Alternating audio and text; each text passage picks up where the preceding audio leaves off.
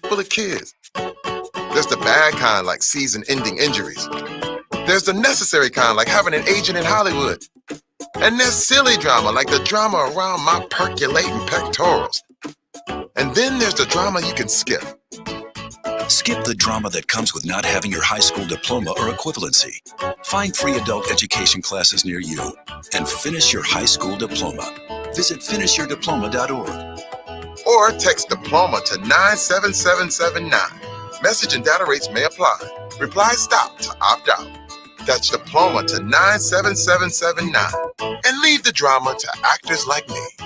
Brought to you by the Dollar General Literacy Foundation and the Ad Council. Adopt US Kids presents Multiple Choice Parenting. Your daughter just had her first breakup. Do you A, put yourself in her shoes? How could he do this to you? And for Sheila, she has split ends. B, console her? Oh, sweetie, this is going to happen a lot. 4, maybe 5 more times before you get married. C, take charge? Got to get this all straightened out. Keep a little talking to, man, mano a mano. Hey, Steve. It's now a good time? No? Okay, no problem. Bye. Or D, help her find a new boyfriend? I know a great place to meet boys. The internet. Nice, single boys. Never mind. How about some ice cream? As a parent, there are no perfect answers. But you don't have to be perfect to be a perfect parent. Thousands of teens in foster care will love you just the same. For more information on how you can adopt, visit adoptuskids.org. A public service announcement from the U.S. Department of Health and Human Services, Adopt U.S. Kids, and the Ad Council. This is you over 30 years ago. Are we there yet? Are we there yet? And this is your mom when you drive her back from therapy. Are we there yet? Are we there yet? Are we there yet? Roles change without us noticing, and in your new role, we help you help. AARP gives you the information to help care for your mom so that you can have patience with her, just like she did with you. Visit aarp.org/caregiving or call 1-877-333-5885 to get practical health and wellness tips to provide even better care for your loved one. Are we there yet?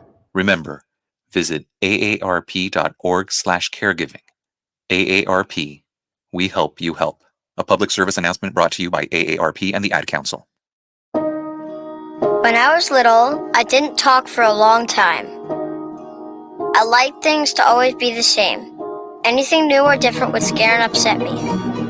I was very sensitive to lights and sounds. It was almost like I had bigger eyes and ears than everyone else.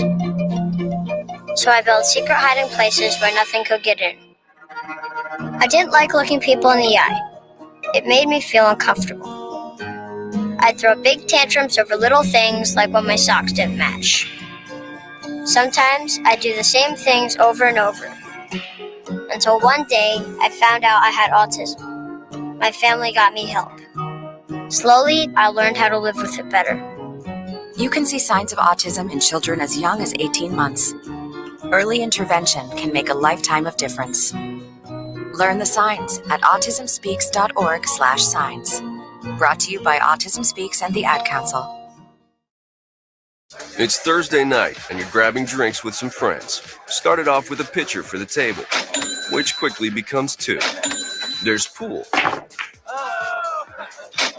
And there's the photo booth. All right, everybody squeeze in. Say cheese!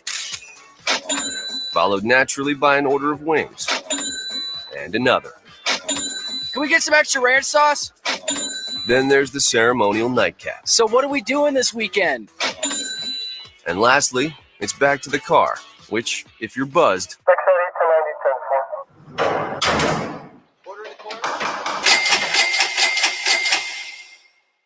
could be the most expensive night of your life. Getting pulled over for buzzed driving could cost you around $10,000 in fines, legal fees, and increased insurance rates.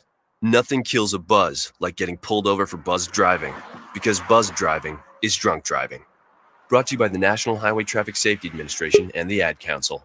Take a look under your bed. Find stuff under there? What about jobs? No? Now try your basement. There's a pair of overalls that overall you're not so into anymore. A perfectly good laptop that hasn't sat in your lap in months. And even more stuff, but still no jobs? Well, you really have both. See, stuff is defined as household articles considered as a group. Sometimes this stuff is no longer needed. Wait, no longer needed? That can't be right. Because remember those jobs you were looking for? Those are really needed, and they're the stuff inside your stuff. Even inside that winter coat that moved with you to Phoenix. Our job is to unlock those jobs, and it starts when you donate your stuff to your local Goodwill. Here's how we do it. When you donate to Goodwill, we sell your stuff to provide job training for people right here in your community. So just by teaming up with Goodwill, you help create jobs. And isn't that worth partying with the leftover keytar from your 80s cover band? Goodwill. Donate stuff, create jobs. Find your nearest donation center at goodwill.org. A message from Goodwill and the Ad Council.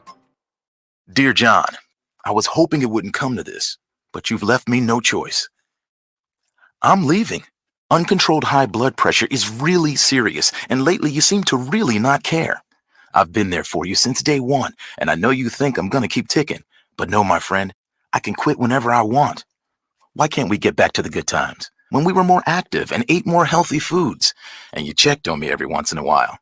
Is that too much to ask? I don't want to leave, but unless you stop ignoring me, what else am I supposed to do? Remember, when I quit, you quit. Sincerely, your heart. Listen to your heart. Don't let it quit on you. Doing the minimum to control your high blood pressure isn't doing enough. High blood pressure can lead to a stroke, heart attack, or death. Get your blood pressure to a healthy range before it's too late. Find out how at heart.org/blood pressure. Check, change, control. A message from the American Heart Association, the American Stroke Association, and the Ad Council. Hey, what's up, everybody? I'm Jason Derulo. I love that music connects to people all over the country. But unfortunately, so does something else. Childhood hunger. 15 million kids struggle with hunger right here in America. And yet, every year, billions of pounds of surplus food in the U.S. go to waste instead of going to the children in need. Feeding America is working to change this. The Feeding America nationwide network of food banks rescues this surplus of food to help provide meals to families in virtually every community in the United States, including yours. But they just can't do this alone. Join me in the fight against hunger in America. For more information on what you can do to get involved, visit feedingamerica.org. That's feedingamerica.org. Together we can solve hunger. Together, we're feeding America. A message from Feeding America and the Ad Council. It's the Worldwide Sports Radio Network. What are you talking about? No, it's not him. There's only one more. There is only one more. That's it. One more. Get a rest! No! They saw your team put up zero effort. Wake up! Remember in the old days, they used to have oxygen for them. Where's the oxygen? Play like absolute just garbage. This is the Sports Loudmouths. Yay! Man, can you keep it down? I'm trying to introduce here. With Errol Marks, Speedy Petey, and Tyler Harrison. You're not even a has-been. You're a never was. You're a never was. You're a never was. All right, back, ladies and gentlemen. As you know, this is the Sports Loudmouths. I'm your host, Errol Marks. My co-host, Speedy Petey. Remember, you can call us at 631-672-3108 is the number to call. You can also go to our website at www.worldwidesportsradio.com. Download our app by going to iOS, WWSRN, or Android, Worldwide Sports Radio Network. Speedy, how was your weekend? Did you do anything fun? Because mine was lame. No, I was mainly doing a lot of the work for you, trying to brand the show for you, for brand the show, brand the network, brand our Moneyline Mania on the Weekend Crunch.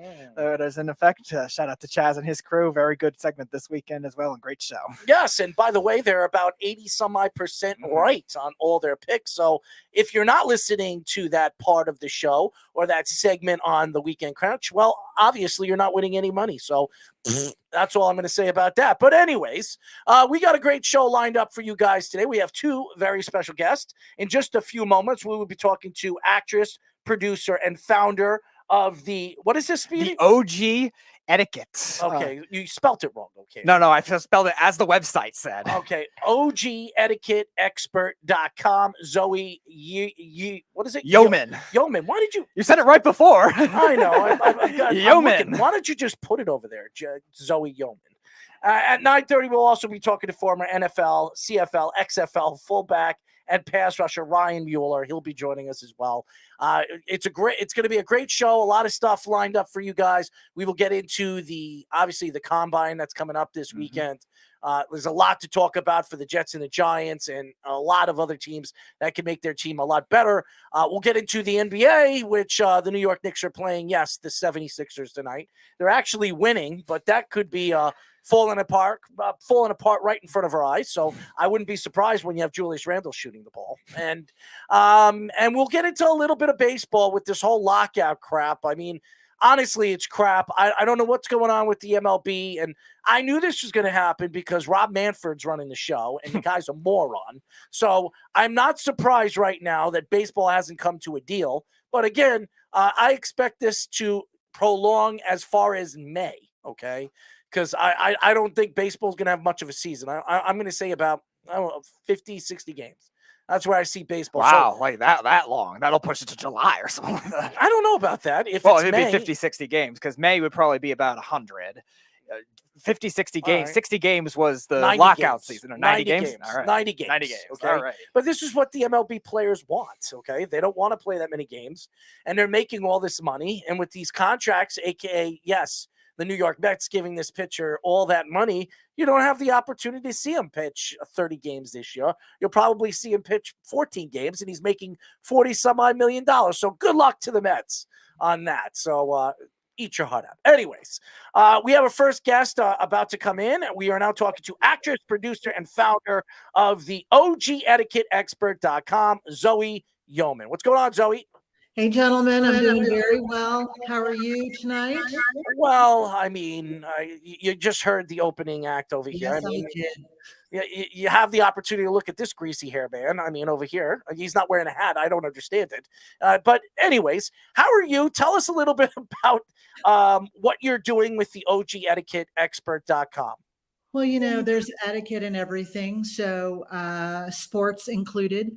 And you know, I spent a lot of time chatting with people about things that are happening and things that could be going better, and you know how not to stand up when a pitcher's in the middle of trying to get something across the plate because the people behind you miss the pitch.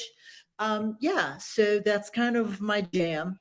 Yeah, well, my jam is, once in a blue moon, blowing my nose and looking at this guy across the table to me. So obviously there's nothing new about that. But anyways, as everybody knows, we are talking to actress, producer, and founder of OGEtiquetteExpert.com, Zoe Yeoman. So Zoe, tell us a little bit about your career. You've been in the movie business. You're an actress. You're a producer. You're doing all these different things your whole career. What is it like get involved in a business that is just so, it could get so stressful? I mean, obviously, we've talked to so many different actors, producers, and even movie stars. What is it like doing all that stuff? Well, you know, whenever there's a lot of money involved, there's a lot of pressure. So we can ask Derek Jeter about that. You know, lots of pressure. And so one of the most important things that we can do in my business is always try to keep our cool. And the people who keep their cool and who know what they're doing and know how to treat people, they tend to do very well, especially if they're talented. And, you know, and the people maybe who like to flap around and peacock and behave badly, a lot of times they can crash and burn just because, you know, what goes up must come down, right? Well, Speedy's a peacock, but he's a good guy, but he's a peacock. So does that imply I'm a flightless bird or I'm colorful?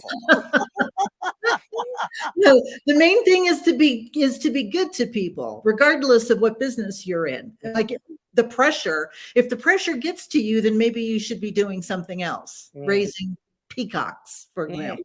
Yeah. No, I wouldn't be good at that. So my first question comes amidst teams and games that have controversy. We see fans all the time heckling and booing referees, especially when they have bad calls. One of the most extreme cases came with the Dallas Cowboys fans against the 49ers this postseason. So what is your thoughts with instances like that, where a lot of these, not only fans, coaches and players as well, towards referees, if they do make a quote unquote controversial call? Yeah. You know, these guys are all supposed to be old enough to know better. So that's the first thing. And then there's sportsmanship. That's not necessarily number two, but it's the second thing. And then you got to think about the message that you're sending to young people, the kids who are watching the games and who are in the stands, and whether that be a local high school team or a college team, you know, it just looks really bad on people. And there's really no excuse for it. There's just no excuse for it. Violence is never a good thing. I don't care if you're in a stadium or if you're on the street corner. It's just not okay. So puts us all in a bad place, you know, not to mention the fact that sometimes people really get hurt. And I wonder if after the fact they stop and think, you know, if I had just not lost my temper, would I have just gotten fined? Would people be calling me names? Would I be getting all kinds of, you know, hate on social media? You know, it's always about your reaction, because that's the thing that separates us from the animals, right? We get to choose in any given moment our reaction. You know, you say this, and I agree with you totally, but there are a lot of people in this business that are rude, disgusting, aka Stephen A. Smith, or even Mike Francesa over the years, disgusting to the fans. They throw people under the bus. They attack different teams. They attack owners. They attack coaches. And guess what they get? They get more money. And they get people paid. fired. Yes. So maybe you might be right being nice to people, but maybe once in a blue moon you have a crazy person like Stephen A. Smith or even Mike Francesa, or who knows, anybody that you want to point out and point your fingers at and say, that guy's rude. Derek Jeter being one of them, by the way. I've interviewed him 3 times, and he was very rude to me. So no wonder why he decided to walk away from the ownership CEO position of the Marlins. I'm not surprised. So that's you get what you play for. And I understand. Look, I love sports. I'm a sports girl. Since I was a little kid on the couch with my dad, watching football and watching sports, I totally hear you. But you know, just think back. I mean, McEnroe and his bad behavior. We don't have to go back that far, but I mean, he started this thing, right? You don't know Johnny. It just keeps going. And I wonder, you know, sometimes, and now with social media, forget about it. It's everywhere. Social media has ruined everything. Let me tell you. Isn't it though? But people love it. You know why? Because that's the way people are making money now. I mean, obviously, if you have a million followers on TikTok, well, guess what? What are they going to do? They're going to market through that, and you're going to make a bundle of money. If you have a bundle of money. Yeah. I saw a girl the other day with a puppy, and she's in college, and she said, this dog just paid my rent this month. Right? From all the money on social media and everything. So I hope I answered your question. Absolutely. You know, that like the Eagles fans have a really bad rap, right? I mean, it's just so regional, and I think they do it on purpose. Well, hold on one second. They have a bad rap because after they won a Super Bowl, you see them eating what is it? Dog poop. Dog poop or horse poop on the side of the road, and climbing poles and throwing up on people up in the air. I mean, like, are they happy they won, or were they? It's Philadelphia. We'll never know. The Phillies parade had something similar. I think they lit some girl's hair on fire or something like that. God, man. Oh, Philly, man. Anyway. Well, we're from New York, so if the Jets ever win a Super Bowl, I could only imagine what the Jet fans are going to be doing 51 years later. Yeah, but they deserve, you know, after 51 years, they deserve to be a little naughty. It's all right. Well, I'm one of those naughty people, so who knows? If the Jets win the Super Bowl, I guess I'm running on the Brooklyn Bridge naked or something with a sign saying, "We won finally after 50-some-odd years." Speedy will be like, there's Errol. We'll be watching him on the Bronco cam. You kidding me? I'm going to have Speedy running on the other side. Oh, God, I'll run away. I'll get out of there. Plus, I'm a Giants fan. I don't need to witness a Jets parade. Yes. I don't have any grudge with the Jets, but. Understood. As everybody knows, we are talking to actress, producer, and founder of the OG Etiquette Expert.com, Zoe Yeoman. So Zoe, obviously in the movie business, tell us a little bit about working. It's a cutthroat business. Everybody's trying to get into it. And we see all these movie stars. Brad Pitt, we all know the story of Brad Pitt. His picture was on a wall. Somebody picked it out. He was in Thelma and Louise. And then all of a sudden he became a superstar because of his looks. Tom Cruise, he was in The Outsiders, all the different things that he did as a young movie star in the early 80s, and then became a superstar for Days of Thunder and all that other stuff. What is it like working with these movie stars? Are they as bad as what people think they are behind the scenes? Tom Cruise is a super nice man, believe it or not. He's just under a lot of pressure. Like these producers, the Kevin Costners, the what's his name, Braveheart. Oh, yes. Mel Gibson. Mel Gibson. These guys are under a tremendous amount of pressure. Like you're responsible for millions of dollars, for 300-person crews, for locations. And now with COVID, I mean, they're under a tremendous amount of pressure. So to answer your question, a lot of times they are super decent people. And then other times, not so much, right? And that gets talked about and it gets shared, and everybody knows who those people might be that, could be a little difficult to work with. I enjoy the business a lot. I've been doing it off and on since I was a kid. It's something I do really, really well. So it's kind of hard to walk away from it forever, even though I've tried. I've done other things. I've always been really successful at whatever I've tried to do. But golly, there's just nothing like being on a stage. And, I grew up in the theater. That's where I got trained, right? And so, now with television and film, and I kind of do everything. I actually just started my own theater company just so, when I'm not on film, when I'm not on set somewhere, I still have that creative outlet. So yeah, it's pressure driven. It can be a real pain in the tuchus, and we just all do the best we can because we love the creative aspect of it. So you actually were born in Germany. No, wrong. Oh, well, no. No, I went to high school in Germany. Okay, that's fine. All right, so whatever article curveballs now, Speedy. No, well, thank you to whoever article misled me. But all right, so what were some of those experiences like culturally, and also from an adjustment standpoint, because you study etiquette a lot of the times? Like, how are they over in comparison to now your experiences in the U.S. and even some of the other countries that you've been to? Well, you always have rules, right? So like we also lived on Okinawa for 4 years, which is an island that's just south of Japan, part of Japan. And, when you go into your home, when you go into a Japanese home, you always take your shoes off. So there are things like this that we learned in various places that we lived. I loved being in Germany. We had a great time. It's where I learned how to drink beer. Very nice. Yeah, and bratwurst and schnitzel and all that good stuff. Some Guinness.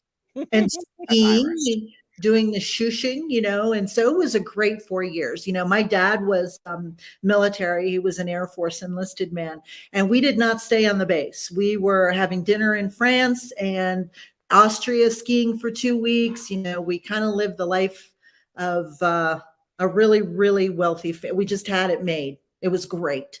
So I will always remember the years we were overseas. Really good for the cultural, the different cultural aspects of it, the food. They get to travel so much more than we do, mainly because their countries are kind of so close together, and ours are so super spread out. But I tell you, it's such great training for young people to be able to travel like that. Do they wear underwear on their head over there? I mean, I heard they do that. Are we talking about football clubs now? Fans? They do in England. Well, I've been to Germany. I was a DJ. I actually traveled around the country and around the world in my 20s. So I had the opportunity to go to New Zealand. I've been to Germany. I've been to what else? I've been all over Poland, Ukraine. I was in Ukraine for a little while. By the way, shout out to the Ukraine army fighting off the Russians. I mean, it's unbelievable. It's horrible what's going on in the world, but Unfortunately, fortunate that we're here and nothing is happening here, but it's unfortunate for some of the innocent people that are dying over there. But and you probably read about Roman Abramovich today, right? Who's selling the Chelsea FC and then donating all of that money. That's great. That is. It's fantastic. It really is. It's a fantastic story, and hopefully, when this is all over, and hopefully it ends, that Ukraine doesn't be conquered by Russia, because it's horrible. You got the president over there fighting for Ukraine. You have all these boxers fighting for their country. It's horrible what's going on, and it's all about, really, it's greed, and that's what it is. That's the whole thing of this war. It's one country trying to take over a country that they thought they owned, and they want all the power sources in the country. I think the mayor of Kiev too is an Xboxer as well. Yeah, it's horrible. It's absolutely horrible. I think they have right on their side. I think we're going to win it. I think they're going to win it. I think I hope so. I think they're going to take them. There's going to be loss of life, and there's going to be a lot of rebuilding, figuratively and literally. But I think that the Ukrainians are going to take them, because they're just like, no, this is not happening. You are not going to do this to us. We could only hope to see that happen, and hopefully we don't get involved. I see what we're doing right now, and I'm not a political person. This is a sports radio show, but I'm happy that we're staying away from this right now unless we get pulled in, because once we get pulled in, it could start a whole ruckus of craziness that's going on. Definitely be bad, but I think a no-fly zone, I think in order to give them a fair and fighting chance, NATO needs to do a no-fly zone to try to help them. I think that's how they'll come out of this. We'll just pray for them in the meantime. Absolutely. We are talking to actress, producer, and founder of the OG Etiquette Expert.com, Zoe Yeoman. Now, Zoe, I read a little bit about you. I saw your Instagram, and you're a talent evaluator. That's it. You look for talent, right? I do. You look for great talent, and I mean, you're on our show, so you look at me, and you look at Speedy, and Speedy has a talent. Okay, he verifies everything and statistics to a T. Okay, wow. All right. Okay, so I'm going to give you some information about Speedy, and I want you to ask him. You're a sports fan. You ask him a question. Okay, a sports question, statistics, or anything that you want, and I guarantee you he will nail it on a button. Are you ready? I think I am. Okay, so here's what we're going to do. All right, Speedy, are you ready? Okay. All right, let's see what we got here. All right, so this is what we're going to do. We have Zoe. She's going to ask you a question. Any question. Doesn't matter when it's from, what athlete, anything. You're going to ask him, and I guarantee you, one way or another, he'll nail it. Are you ready? I am. Zoe, take over the mic. Speedy, how many times was George Foreman married? Oh, now we're going to relationships. That's a good question. Oh boy, now that actually, I'll have to take a wild guess on that one. Celebrity relationships, not my area of expertise. All right, let me. I'll guess 4. I'll just guess 4. You're 4. Okay. Let's see. Oh, I have to know the answer. Oh, I thought that was implied, but okay. Well, there's the talent right there. We got the evaluator and we got the talent. Who is the winningest horse? Who's the winning? What's the name of the horse with the most wins out of like the trifecta? Oh wow! All right. Those races. I think I have this one. I'll guess Seabiscuit. Dun, dun, dun, dun, No. Secretariat. Secretariat. I think Secretariat. I think it was Secretariat. I think it was. I love the movie, by the way. If you never checked out the movie, it was a great movie, great acting movie. Was definitely great. Well, let me ask you a question. You produce movies and you've done I guess have you directed movies too? I do direct, yes. Okay, so what was the most famous movie, and what is the most famous movie and that you directed and produced?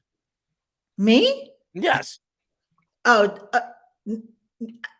short films. Short films. Give me the many. I gotta check that out. Okay. I gotta check that out. How long is it? It's just short movie. It's like 20 minutes. We did it on like zero budget, 3 days. And it was a story based on, this guy who's on Netflix who like has conned all these women out of all this money.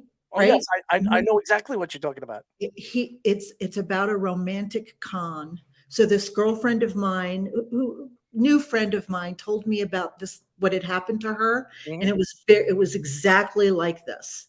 And I got so upset about it, Errol. I said, "What can I do to help you?" And she's like, "I want to tell my story. I want to make a movie. I think women should know about this." I said, "Okay, let's do it." 3 days, and we shot it, and we got it out there, and she uses it on her website. Well, for like $75,000. Oh, wow. Oh, all right. Listen, I've actually acted in a bunch of small films. My friend actually produced and directed.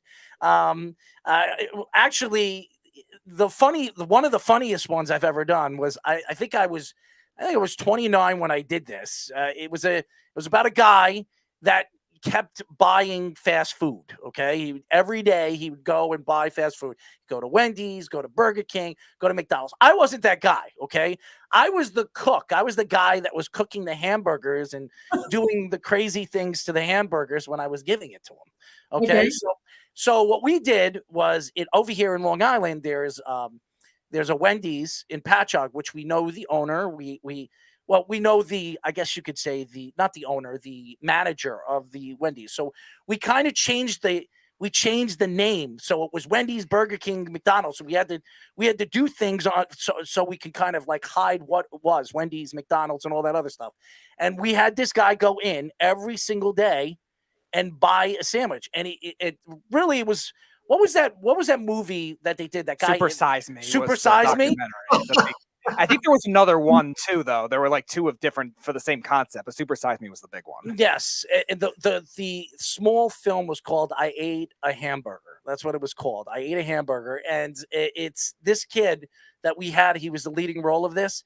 Yeah, he must have gained like 25 pounds. I bet he did. 25 pounds. So I've done some acting. I mean, You enjoy it? I actually like acting. Yes, yeah.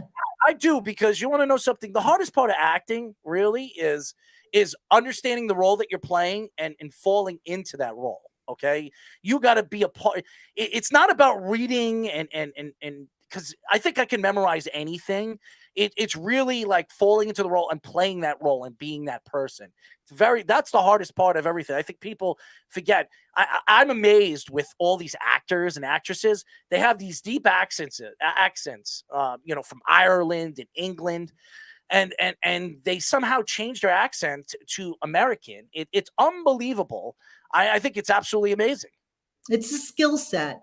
You work with a dialogue coach, and then they help you get where you need to be. You can do it. This is actually a good question from one of our fans. Steve asks, what actor has the best overall body of work, and state 3 movies of why? That's a good question. Good job, Steve. I love Kate Blanchett. Elizabeth. The Hours. Was she in that? No, Nicole Kidman was in The Hours, right? It was Kidman and more. I don't know if she was okay. Elizabeth, The Aviator, and a brand new one that's been out. What the Something in the Valley with Bradley Cooper that just came out. I know exactly what you're talking about. I forget the movie, what it's called. I see all of her movies. She's tremendous. She's a wonderful actor. She really is. The Hours was Nicole Kidman and Julianne Moore. Right. Okay. So I'm pretty good. I know my stuff. You clearly do. We are talking to actress, producer, and founder of the OGEtiquetteExpert.com, Zoe Yeoman. Now, Zoe, like I said, you're smart. You know this business in the back of your head. Tell the fans, what does it take to be an actor? What does it take to be a producer? What it takes to be a director? And how could you get your foot in the door as a movie star or a personality in the movie business? Well, you need to really want to be in the business. Like, I think a lot of people want to be famous, but it can't really be about that. Look, I'm an actor. I've always been an actor. I'll always be an actor. I may not ever be a household name. It doesn't matter to me anymore. There was a time when it did. But I've since learned that it's something that I just really, really love to do. So you can start out being a production assistant. If you're related to somebody, they might be able to get you on a set. It takes a lot of hard work. It takes time. It takes training. You know, but the cat who started Legendary Entertainment, Legendary Pictures, Tom, he was just on a very famous dude's podcast recently. Can I say his name or not? Right, yeah, absolutely. On Rogan's podcast. Joe Rogan's, yep. He's the guy who started Legendary Pictures, Legendary Entertainment. You know why?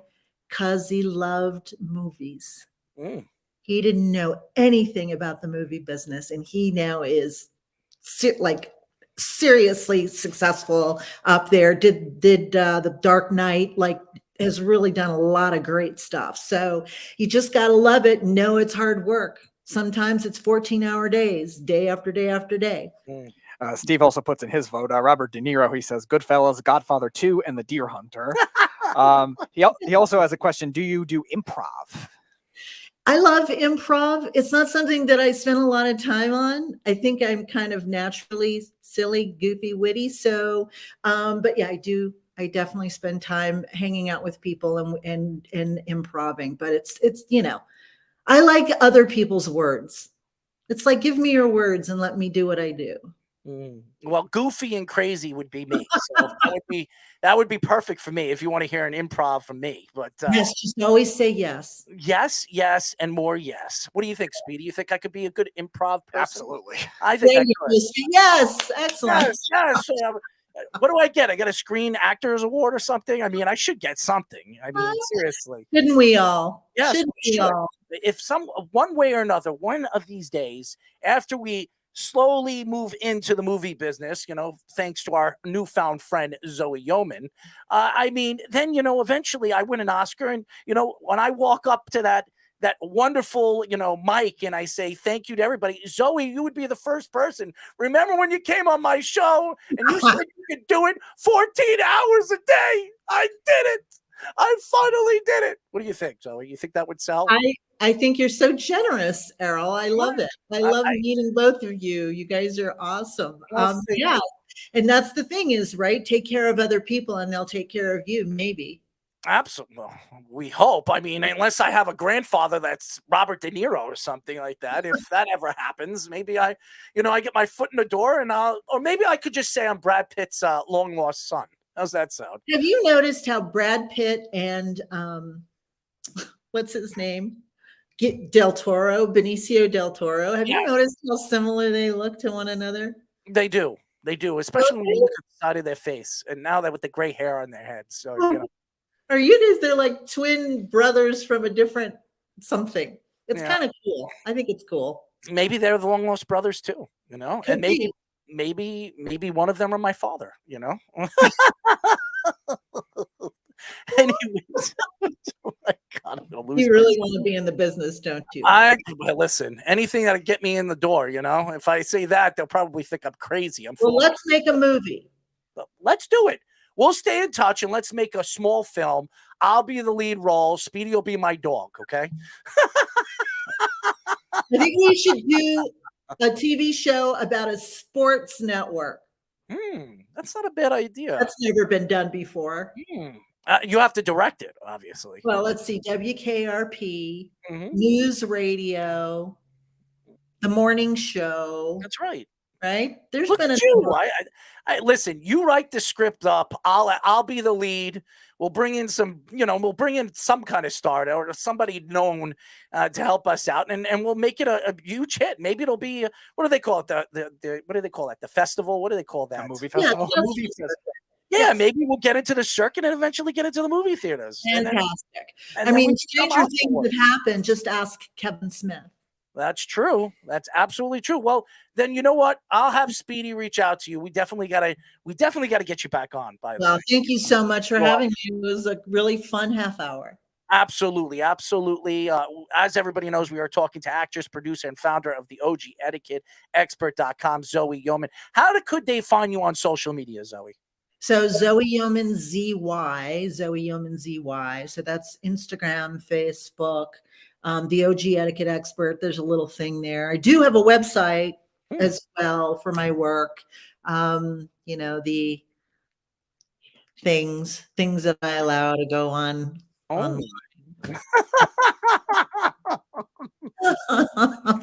So remember to mind your manners, Errol. She's kind of slided it right under the rug. Oh man! Well, I'm happy that you joined us. We're definitely going to be in touch. Speedy, we have her email address, right? I sent it to your agent, Barry, who's done a phenomenal job getting us guests on the show. My publicist, yes, Barry. So what we'll do is we'll have Speedy reach out to Barry and get your email address, and we'll stay in touch. You're good, guys. Thank you. Thank you, Zoe. All right. We really appreciate you joining us. Nice to meet you. Zoe Yeoman, ladies and gentlemen. What a wonderful woman. She's really funny. She fits perfectly with us, Speedy. Mm-hmm. Could you imagine her be the director of our movie? Could you imagine you be? I don't know what you'd be. Maybe you'll be the pet dog in the pet dog. I don't know. I don't know what you would. I'll voice a dog. Okay. Why don't you have that TV Why don't you just get a dog? Well, I don't want to tell Zoe what your dog did to you. I don't want to tell her either. She's awesome. We definitely got to get her back on. That was hilarious, and she's really, really good. And she told us some great stuff. And if you want to be a movie star, just reach out to Zoe. I mean, she'll help you. She'll throw it under the rug, if you know what I mean. What do you think about that, Speedy? Well, if you're going to be the one to throw under the rug, you might need a stunt guy for that. Well, I could be the stunt John guy. Schneider. Perfect. John Schneider's perfect. What a wonderful stunt guy. And by the way, he eats squirrel, okay? John Schneider eats squirrel, ladies and gentlemen. I have to taste squirrel. I've tasted rabbit. I've tasted alligator. I've never had squirrel. So maybe tomorrow we'll try to catch a squirrel out of like a rat trap or something. What do you think? Okay. Do you want to cook them or should I cook them? Hey, not an expert. You want to hunting boil or cooking? Would you? Have you ever thought about boiling a squirrel instead of cooking one? I've never hunted a squirrel to try to do that, so no. But I know it's obviously possible. Well, listen. Like I said, I've had alligator, and I used to think that was disgusting. And when I finally chewed on one, it tasted good. It was a little, what would I say? It was hot. It was had a zing. Had a little zing to it, but. Very, very nice. Zoe Yeoman, sweet lady, and great personality. So very happy to have her. When we come back, ladies and gentlemen, we will be talking to former NFL, CFL, XFL, fullback, and pass rusher Ryan Mueller here on the Sports Loudmouths. It's the Worldwide Sports Radio Network.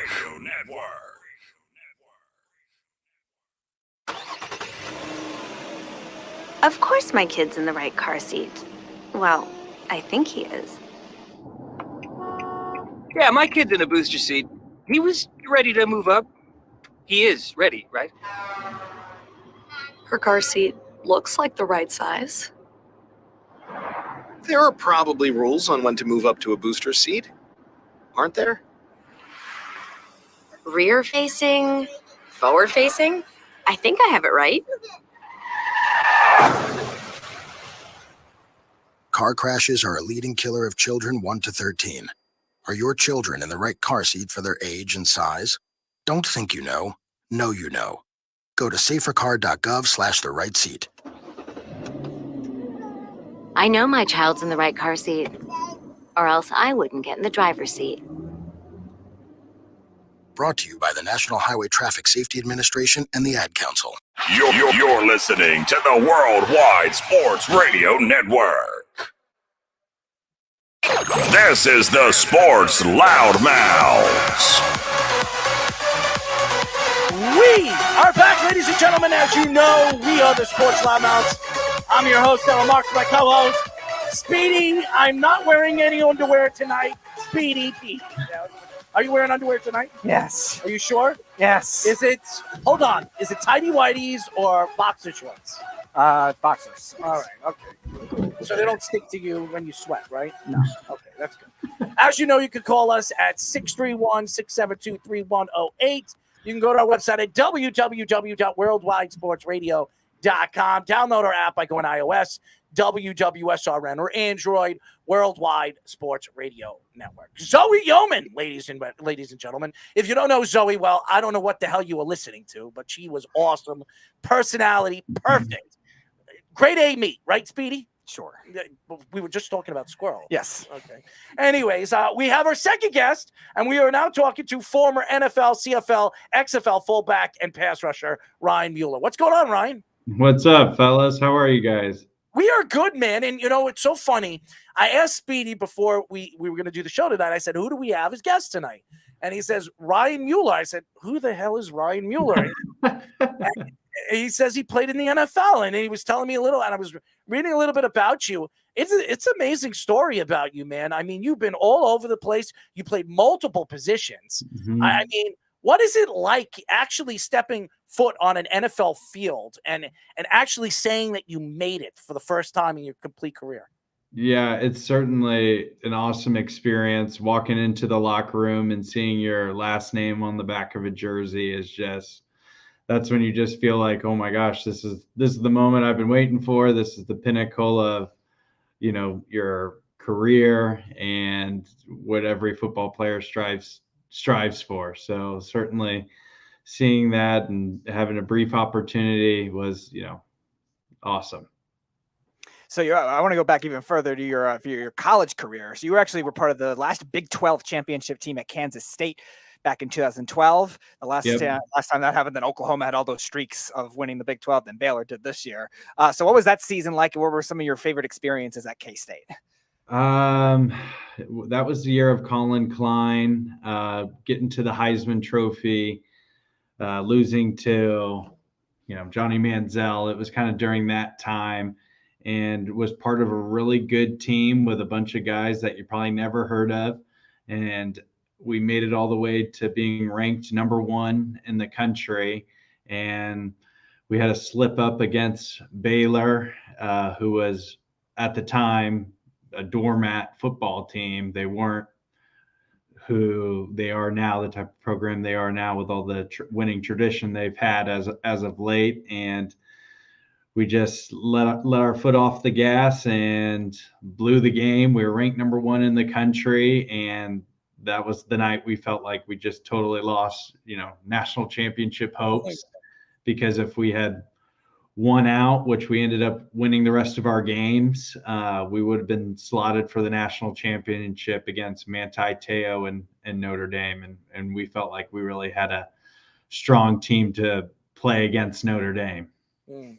You're talking about the Manti Te'o that had a secret girlfriend over there in Hawaii? The mysterious fake girlfriend that still hasn't been found. Yeah, that guy. Yeah, I remember him very, very well. Something like that.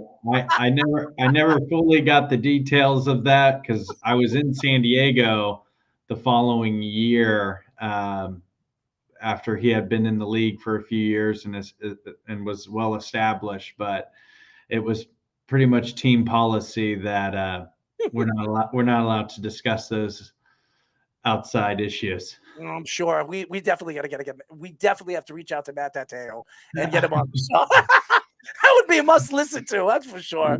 Yeah. We are talking. It's Manti Te'o's girlfriend right there. Well, maybe if I put on a wig or some lipstick, I could say I was her. Maybe it's too real. I think now he's in an established relationship, I think, according to social media. I don't know. Well, maybe she's real and maybe she's not. She's in the pictures this time, so. Oh, there you go. Maybe it's a fake picture. Yeah, there's a lot of photoshopping going on nowadays, so that's true. Anything's possible. We are talking to former NFL, CFL, XFL fullback and pass rusher Ryan Mueller. Now, it says over here your birthday is April 30th. Am I right? That's right. Well, guess what? My birthday is April 29th, so we're fellow Tauruses, my friends. Wow, that's right. Bulls. That's right. We're Bulls. I'm a little bit older than you now. I mean, you're 30. I'm going to be 40 this year. So wow. I mean, it's riding. It doesn't look it. I take good care of myself. I still got pecs, not boobs, so I'm good there. And you're from New Jersey, so tell us a little bit about growing up. Were you a Giant fan? Were you a Jet fan? Were you a Philadelphia Eagles fan? What type of fan were you? So we got to get some clarity on that. I was born in Morristown, New Jersey, at Memorial Hospital. I lived there for about 6 months, and then pretty much raised in Kansas City. That's where I grew up. That's home. That's where I went to high school and college at. And then when I signed on with the XFL, I played for the New York Guardians. And my first game, I got a sack in the game, and the announcer was like, "Hometown hero, Morristown, New Jersey, Ryan Mueller," and it was like, hard to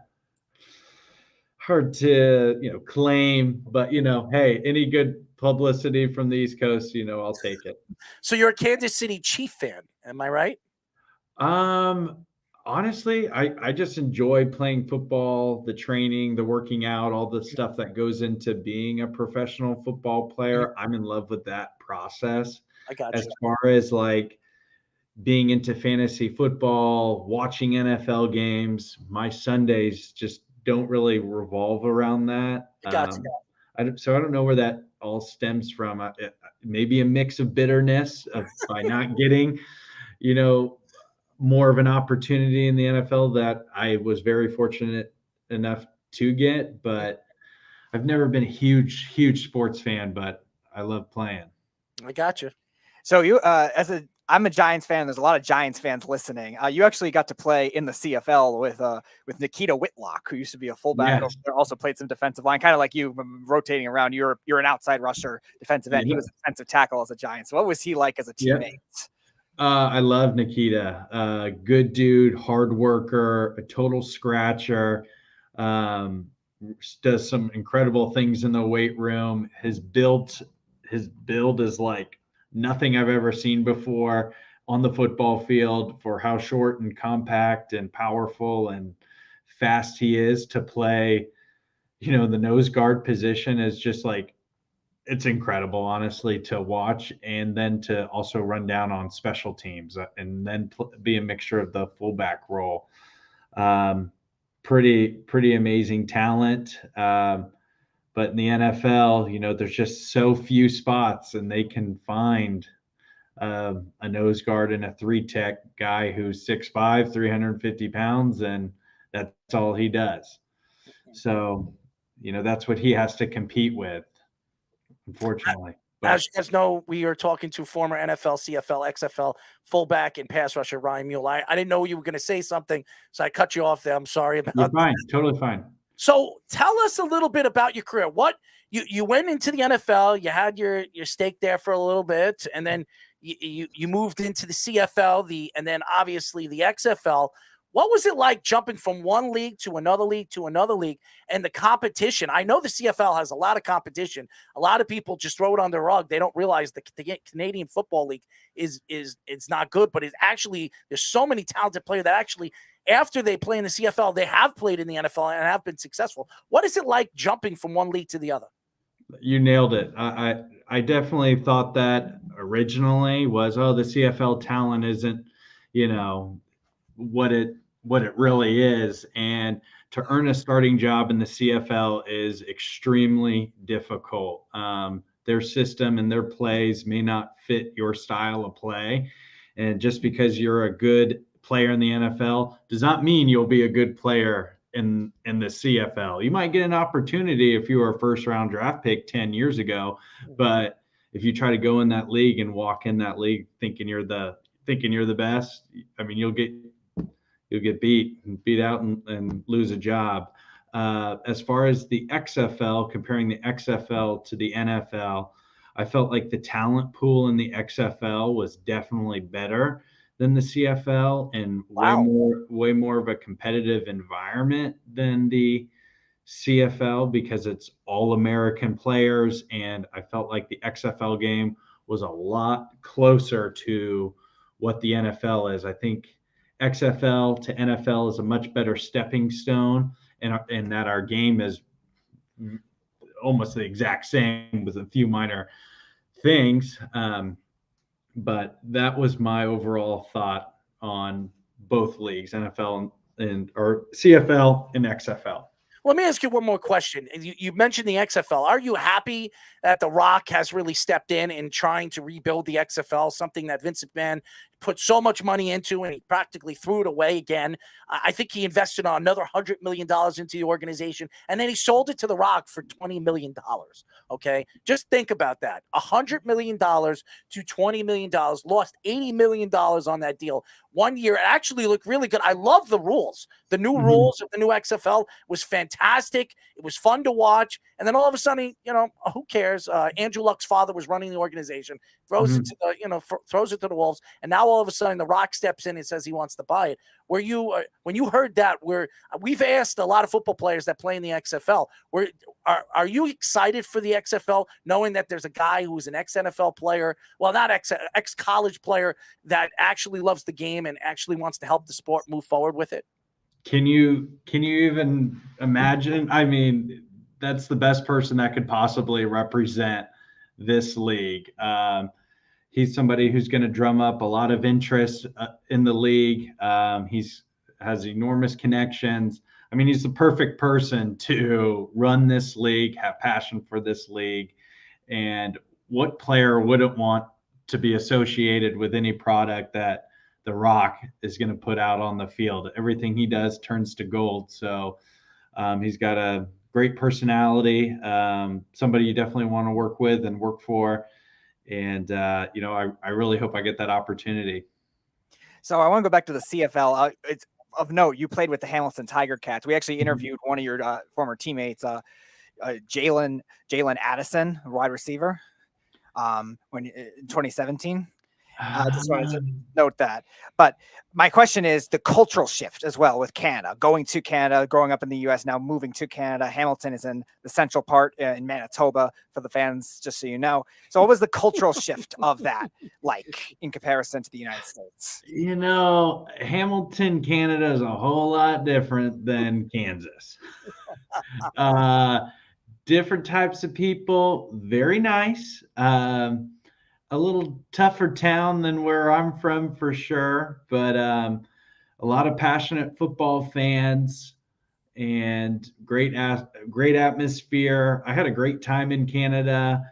Couldn't really speak too much on the culture because I was just all about football while I was there and trying to earn a job. So as far as talking about personalities between CFL guys and NFL guys, that I could immediately tell the difference. American football players, I mean, we are bred to be football players. It's our passion. And yes, we're really close with our teammates, but at the same time, like that's who we're competing for jobs. So there can be a frenemy, type of atmosphere in the locker room at some point. But the Canada guys are like always in good spirits and, oh man, I hope the best guy wins. It's like totally different dynamic of relationship and friends, where American football players, we are egomaniacs and, passionate about earning this job and doing whatever it takes to get that job. You kidding me? You come into New York and you say, "May the best man win." Yeah, exactly. Pull out a pipe and beat you on the head with it to try to win that. Exactly. Got to have a lot more grit for sure. And absolutely, especially here when everybody's trying to win that job, everybody's trying to take your job away from you. It doesn't matter how good of friends you are. You're not friends when you step on that field. Yeah. We are talking to former NFL, CFL, XFL fullback and pass rusher Ryan Mueller. Now, Ryan, we talked about the fullback position and how it's transitioned into so many different positions. A lot of players, and it's a dying position, really is in the NFL. There, how many great fullbacks are in the NFL? 2, 3, and how many teams actually use the fullback position as a position now in the NFL? So when you look at the position that you play, and obviously you're a pass rusher too. Especially moving from one NFL to the XFL and the CFL, did you ever see yourself as a total fullback, or did you always see yourself maneuvering into another position? I certainly see myself as a pass rusher. I feel like that's my bread and butter. That's what I'm good at. But in the NFL, the more you can do, the better, because it's such a numbers game, limited roster space, so on and so forth. But look at the teams that have been in the Super Bowl the last couple of years. Kansas City Chiefs, New England Patriots. They both had staple fullbacks, Anthony Sherman and Devlin for the Patriots. I mean, those are some hard-nosed, tough, smart football players. And both of those organizations have had a lot of success over the last couple of years. So it's a position that certainly should be looked at more, in my opinion. So a lot has been made of hybrid players. You being a hybrid player, you play 3 different positions. You play defensive end and outside linebacker as well. And I think there seems like they're becoming a lot more of a norm on both sides of the ball. You see players like Isaiah Simmons get drafted into the NFL who could play all over the place. Yep. He's a Kansas City guy. Me and him train at the same gym here in Kansas City. Really? When he's back in town. His brother, his older brother and I are the same age, and his older brother is an incredible athlete as well. So you're seeing a lot of those being drafted as draft prospects now, and also being utilized as being some of the best players in the league. Look at somebody like Deebo Samuel as well, having the season he did. So do you think there'll become a point in the NFL or even any of the other leagues too that you've played in where you can see hybrid players becoming the norm rather than just being like a gadget type player? Yeah, I certainly hope so, that my position's coming back into style, because, I got a ticking time clock on my football career. So if I could sneak back in, that would be amazing. And because I think the game's getting faster and faster, and you got to find guys who can run and play multiple positions because of injuries happening, so on and so forth. So obviously, the more you can do, the better, for sure.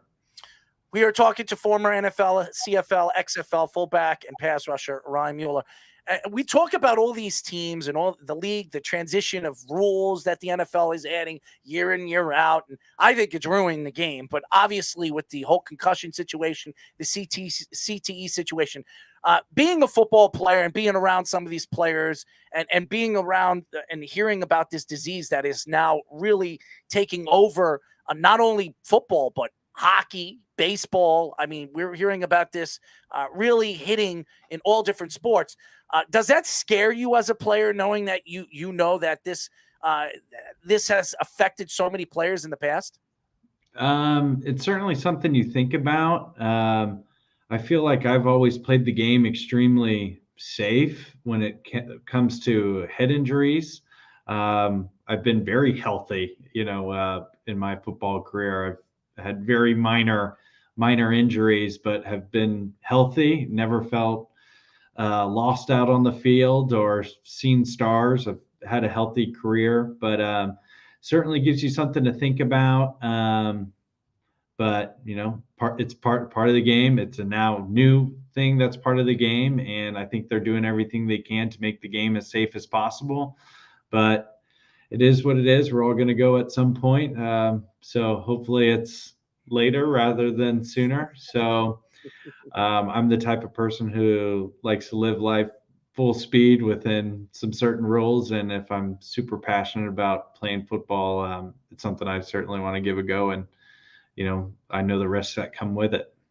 So Errol brought up the XFL before and Dwayne Johnson buying it for the entertainment and money standpoint. But another story came out last week about the XFL and NFL executives meeting about the rule changes. And football's always been thought of as one of those sports that's very independent because it's not as much worldwide as a lot of the other sports too. And even like baseball is their minor league systems, hockey is their minor league system. So it's not really as collaborative. Do you think this kind of move, trying to collaborate on rules like this, could make leagues, professional leagues like that, closer as a whole in the sport of football? Meaning like the XFL being the minor leagues of the NFL? Yeah. I think there's such a love for the game of football here in the United States. There's so many good football players out here in the United States that we need it. We just need it. And the fan support is there after seeing and playing in the XFL. I mean, the St. Louis team would have 50,000 people in their stadium. I mean, that's insane for a minor league football team. And I think it would prolong a lot of guys' careers post-college if they didn't get a sniff in the NFL NFL coaches want to see more of them against higher level competition than college. I think it projects a great opportunity for those players. So yeah, we need it. And I think The Rock's making a good move. Yeah, he absolutely is. And like you said, everything he touches turns to money. So hopefully he turns money and puts money in your guys' pocket in the long run, because to me, I've seen enough with the, obviously baseball's trying to arbitrate, try to change the arbitration, and some of these minor league players aren't making diddly squat. I mean, they're making 50 to 60,000 a year when they're in the minor leagues for 10 years. They never even step foot on the MLB field, and they're trying to support a family. You're 30 years old. I don't know if you have any kids or you're not married, but I mean, you're jumping ship. You're going from the CFL to the XFL because you're obviously love the game. You want to continue playing the game, but you also want to make money so you can support your family. And you're just not, because even the NFL, if you play for their, what do they call that, practice squad? Yeah. I mean, what are they bringing in every single week? $8,000 a week? I mean, yeah, 8 or 9, 10,000. It's somewhere in that. I mean, honestly, is it worth putting your body on the line every single week and getting your butts beaten in? I don't know. I mean, as a professional athlete, you want to see, even if you're on a practice squad, you want to see 20, 30,000, because when you're done and you're retired and your body's all rickety and you can't really do the things that other people could do to the age of 60, to the age of 70, you want to make sure that you could support a family and take care of your family, right or wrong. Absolutely, 100%. And the XFL pay, it hasn't came out what it is, but the other league that's kind of floating around right now is the USFL, and I've seen those contracts, and it's not money that you can live on for the rest of your life on, but can certainly be a great start immediately right out of college, and make in 6 months in a short period of time. So, that some people, it takes them a whole year to earn that money, that amount of money. So the money definitely has to be there for me to give it a go, for sure, especially the game of football. Baseball, I guess you could play for the love, but football is just so physical and the lifespan's so short. So you saw Kyler Murray, he decided football over baseball. Obviously more love for the football game than the baseball game. Yeah. But I think he was probably going to be a first-round draft pick, no matter where he went, probably.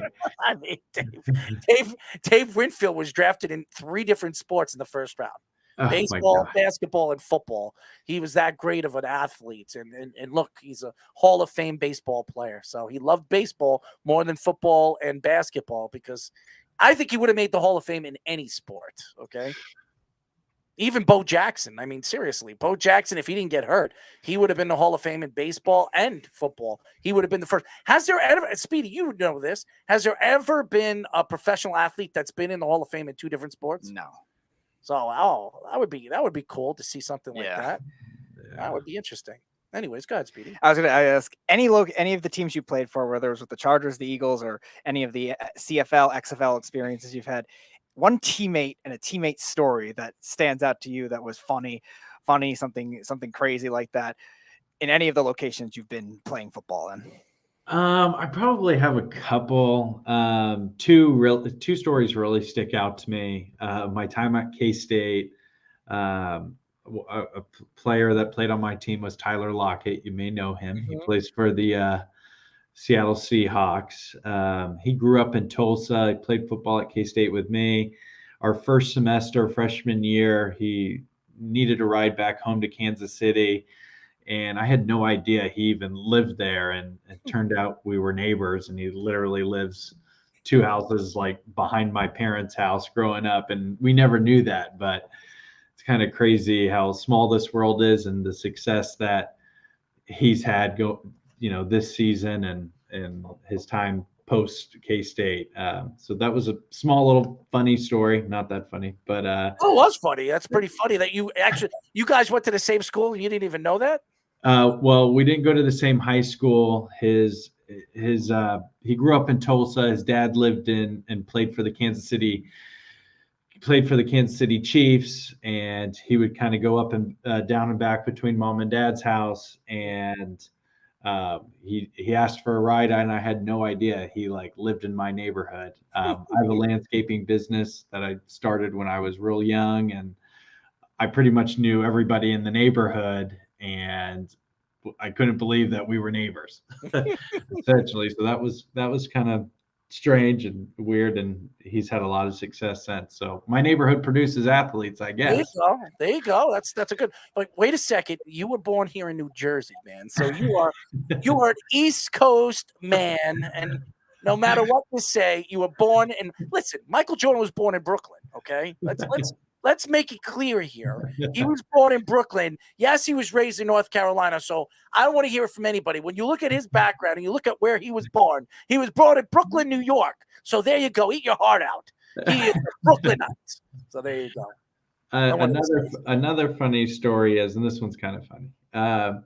I went undrafted, signed with the San Diego Chargers. Once I found out I made the team, I made the practice squad. You know, your living arrangement is like absolutely crucial. You're trying to find the most affordable thing, something that's decent, because you're on the practice squad. You don't know if you're going to be there for a day or 3 weeks or the whole season. So I ended up connecting with a family in Kansas City that had family in San Diego that were actually next door neighbors with Phillip Rivers. So I lived in this family's guest house for like the first 4 to 5 weeks of the season until I kind of found a nice livable spot. And I told Phil that I had made the team and me and him are neighbors. And he was like, well, what the hell is the practice squad paying nowadays? Because as you can imagine, Phil's carved out a great career in San Diego. He's got a family of 10 and he's got a mansion and out in San Diego. And I asked him, hey, do you think we could, ride together to practice tomorrow? And he was like, yeah, be at my house at 5 a.m. And I was like, okay, great. Got out of my house, walked to the neighbor's house, and it's pitch black outside. The neighborhood where we're in is like, there's like no street lights. It's like pitch black, and it's kind of like desert area. And I hear some like rattling in the bushes, and I don't know. I'm like, what the hell is this? I tried getting out my cell phone to see what's in the bushes, and all of a sudden, roar! This guy comes out of the bushes, and I'm like freaking out, and it's Phillip Rivers scaring the hell out of me at 5 o'clock in the morning. It's like, what are you doing, dude? And Kellen Clemens, who I think he had a brief career with the Jets. Yes. He also lived in the neighborhood. He was the backup quarterback at the time, and he was filming the whole thing. And I freaked out because it just scared the hell out of me. And they were all laughing. Kellen had the video camera going, and this is right when I think an undrafted free agent punched like Gino in the jaw or something. Yes. And Capali. That issue like happened like maybe the week before or a week later. I don't know. And it could have been that. Like he scared me so much that I thought I had to go into protection mode. And I was like, Phil, I break your nose, I'm on a plane back to Kansas City quicker than, so luckily nothing bad happened. And, but I just didn't expect him to do that at 5 o'clock in the morning. But we've heard a lot of crazy things of Phillip Rivers, not only on the field, but off the field. So I wouldn't be surprised that Phillip Rivers would do that. But, we're talking to former NFL, CFL, XFL fullback and pass rusher Ryan Mueller. Last question for me, Ryan. Obviously, the combine starts tomorrow. Obviously, you did do the combine. You actually probably had the opportunity to run the 40. I'm sorry? I've done 6 combines. 6 combines. Okay. Yeah. 6 pro days. They're called pro days. So what is it like attending the combine and putting your body through and playing in front of all these coaches, all these GMs, all these owners? What is it like doing that and trying to play at the best level, running your best time, lifting and jumping the highest that you can? What is it like doing the combine and putting yourself through that opportunity? Oh, it's Well, my first one, you're just nervous as heck. No matter what you do or say, there's just so much pressure on you. All eyes are on you. You know, every step is, life and death is what it feels like. And it's absolutely critical that you perform and perform at the highest level you possibly can, because it's how you're evaluated, and it's not necessarily how good of a football player you are, because I feel like none of those drills really transition to how good of a football player you are. To a certain degree, the weed out process is what it is. And the scouts get their number and they go to their office and say, okay, well, I did my job. Now I feel like that's it. And I feel a lot of professional football players would also agree with that, but it's just part of the process and what you have to do. But yeah, there's nothing more intimidating than being 40 yards away from 32 NFL teams. You're in your underwear and you're trying to run as fast as you possibly can. And there's a number you got to hit, and you have no idea what that number is till you look back and you just hope you ran what you needed. Ryan, you don't have to worry about that because Speedy doesn't wear any underwear, so that would be funny by He's itself. lying. Don't listen to him. Don't let him steer you the wrong way. Jeez, Speedy. So my last question is, from a player's perspective of the combine, players that you've talked to, you mentioned you're at 6 different pro days, and from your perspective, because we hear NFL analysts all the time say, oh, this guy hurt his stock by struggling at the combine, or this guy raised his stock. But then there could also be the other way around. John Ross ran the highest record 40 dash, and then he's turned into nothing, got drafted in the first round. Meanwhile, Orlando Brown, everyone's slamming his combine, falls to the third round when he was a first round prospect, and now is a nice player, a great tackle in the league. So do players really care as much as they think? Is it a mixed bag? What is the interpretation of that from what you've heard in all your time as a player? Yeah, there's definitely mixed batches of stories. There's certain things that can get you noticed immediately. And it can show your character very quickly by, hey man, you had 3 months, 2.5 months to prepare for this. You weren't sleeping and breathing the combine and trying to perform your absolute best. From future person trying to hire you to be a football player for them, if you're not putting in that 2.5 months of absolute grind, then it's going to show your character and their long-term investment, if it's going to pay off for them or not. Well, we kept you on for a very long time, but we're very happy for you joining us. Tell the fans how they can find you on social media, and how Speedy told me you were promoting a video that you were posting up on your Twitter.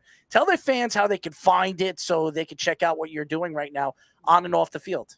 Sure. Hop on YouTube, type in Ryan Mueller football, and pretty much all my highlights pop up there. If you would like to follow me on Instagram or Twitter, feel free.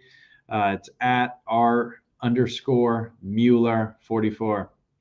Okay, man. We definitely want to get you on again. You have a really good personality, and don't let him fool you over there. He really doesn't wear any underwear. Okay? Don't listen to any of his underwear nonsense. He doesn't wear any underwear. I'm glad Speedy's remained seated the entire show. So that's nice. And I will remain seated the entire show. Do not let him manipulate you over there. Hate for Speedy to steal the show, Yeah, he steals the show, and just make sure he sits down because I don't want to see anything behind there. Don't worry. At least it wasn't as much as it used to be. He used to ask every guest we had on if they were like a lot of the recruits that we had on, college recruits. He used to ask them all the time underwear related questions. Oh, so at least he's limited it down since then. I have limited myself, but it is true. He doesn't wear any underwear, and that's true. I mean, he's admitted it on this show that he doesn't. Now he's denying. Again. Don't let him manipulate you on that. I was in pajamas because I was at my house. See now an excuse. It was not an excuse. I couldn't get in the shower because of my brothers. Excuse. I couldn't get dressed. I didn't do anything like that. So because our show used to be earlier. This was in 2020. So our show used to start at 6. My God. See, he's right. trying to make excuse. He's trying to. So I'm gonna put clean clothes on when I'm a stinky mess. Is that what you're telling me? So you put on your pajamas without I left them on. It makes no sense. I was prepping for the show. We had other guests, and I didn't. My brothers were in the shower. I didn't have time to get in. There you go. You see that, Ryan? He tried to sweep it under the rug. So, anyways, Ryan, thank you for joining us. We really appreciate it. Absolutely. Thanks for having me, guys. Absolutely. Ryan Mueller, ex-NFL, CFL, XFL, NFL, fullback, pass rusher, Ryan Mueller. I will say this, and if anybody hasn't checked out his video, I checked out his video. Speedy was telling me he was promoting a video. It's actually really, really cool. And hopefully he does get a job with the XFL because guys like this, he's 30 years old, works, trains his butt off. He's trying to keep his foot in the pattern of being an NFL player. Everybody deserves a chance, especially with the hard work and dedication that these guys put themselves through. I mean, it's unbelievable. It really is. I think it's unfair. The way the NFL treats players. They take players, they give them a chance, and you know what? We don't want you anymore, so they throw them out. How many people we've seen this? How many athletes, Speedy, we've interviewed that they were in the NFL for a year, 2 years, and then all of a sudden they toss them to the Wolves? It's not fair. It's hundreds. It's not fair. I understand it's a small league and only 56 players to a team, or what did they add? What is it now? It's one more, 54. It used to be 53. 54 players to a team. But there's practice, and maybe the NFL does need a minor league. So, because the minor leagues can help them eventually move back to the NFL where they can make some massive money. Players like this, you heard him. He's not a football fan, really. He's a fan of the game. He's not a fan of a team or any of that. Those are the players that are dedicated to their sports. So I think players like that deserve an opportunity and have the opportunity to do what they love to do. And I just think it's unfair the way professional sports and the way they just toss players away. It just doesn't make sense. It's not right. It's unfair. And the NBA is doing it right now with the G League. They're finally giving players an opportunity to make money where hopefully in the long run, these G League players get an opportunity to move up into the NBA where they can make, $3, $4, $5 million. I think the 14th player on a bench is making like $5 million or something like that. I mean, it's the average annual value gets rigged by all the bad contracts. If Ryan was making $5 million a year, you think Ryan would be complaining? Come on, seriously. Nope. No, not at all. Don't worry. We'd be more than happy to give you a fifth of Joakim Noah's contract. Oh, God, give me a break. Joakim Noah, another. And by the way, the Knicks lost again. So all you Knicks fans that thought they were going to win this game again, they bombed it again. Thank you, Julius Randle, you ball-hogging bricklayer. Seriously. You guys are ruthless out there. Oh, God. I sit here every single day trying to pray that this team was actually going to win games when they lose games that you wouldn't expect them to lose. Okay? How many teams do you know, Ryan, have 30-point leads going into the second half of a game, and they did it 3 times in 2 weeks, and they gave up the lead and lose by almost 12 points? How many teams do you know do that? Okay, I got one. The New York Knicks. The first team ever to do something like that. Thank you, Tom Thibodeau. Okay, I was one that loved him when he got the job. So there you go. I throw myself under the bus now, Ryan. Tough times. Yeah, it is tough times. Being a New York fan is more than tough times. I mean, the last time we've seen a championship was 2011. Okay, give me a break. I mean, you call us the godfather of sports. I call us the crap of sports. You want to go somewhere to die? Go to New York. And now the Nets are about to do their decade vu. Let's bring in one big three, screw it up, and then screw it up again a decade later. Well, they have this thing with these GMs. They build a team, they build it around youth, and then all of a sudden they trade away the youth for older players, and they completely bomb. So, hey, the Nets they got Billy King, who's never going to get a never GM job ever again, and it's going to go right there to Sean Marks, who's never going to get a GM job again, because he trades for James Harden and then trades him away for other garbage. So there you go. Snug says Boston is the new title town. Not recently. Recently, the new title town's in Georgia, and the Braves. Snug would like to think that, okay? But, because he's from Boston. Of course, Boston is the title. I will say this. Boston is a better place to winning than New York, okay?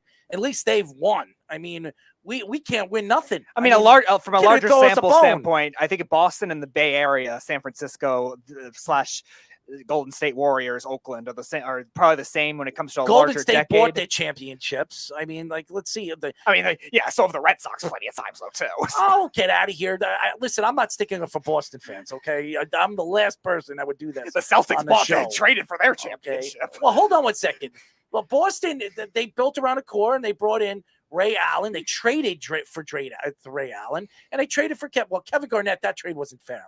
Okay, right. You know why Kevin McHale did that? He did that to help. He threw Danny Ainge a bone. Okay, right. Why doesn't Danny Ainge? Well, he's gone. Why did Danny Ainge ever throw us a bone as the Knicks? Okay, nobody ever throws us a bone. You know what they throw us? They throw us a bag of crap. Okay, if Philadelphia fans eat crap, when we win, we're gonna do. I'll tell you this right now: if the Jets ever win a championship, I will do, you name it, on any of these feeds. I will do the craziest son of a you-know-what thing that you've ever seen before that a fan would ever do. If the Jets ever win a championship, I will do something that nobody would expect me to do, okay? I promise that. So if the Jets ever, Zach Wilson, you hear me? Win me a championship, baby. Anyways. Right, maybe you'll be on the roster. Maybe the Jets will sign you. Listen, I'll write I did run into Robert Kraft this weekend. Well, he's not a Jet. He's not a Jet. He's a Patriot here. So well, we were talking about Boston earlier. Yeah, well, that's true. I mean, you could run into Joe Douglas. I mean, if you want to run into him, he is 300 pounds of, man-eating muscle. But I listen, I'll reach out to Joe Douglas. We need a fullback. We need a good fullback. We don't have any of them. Every time we bring in a fullback, they seem to die off, or they die straight 6 games away.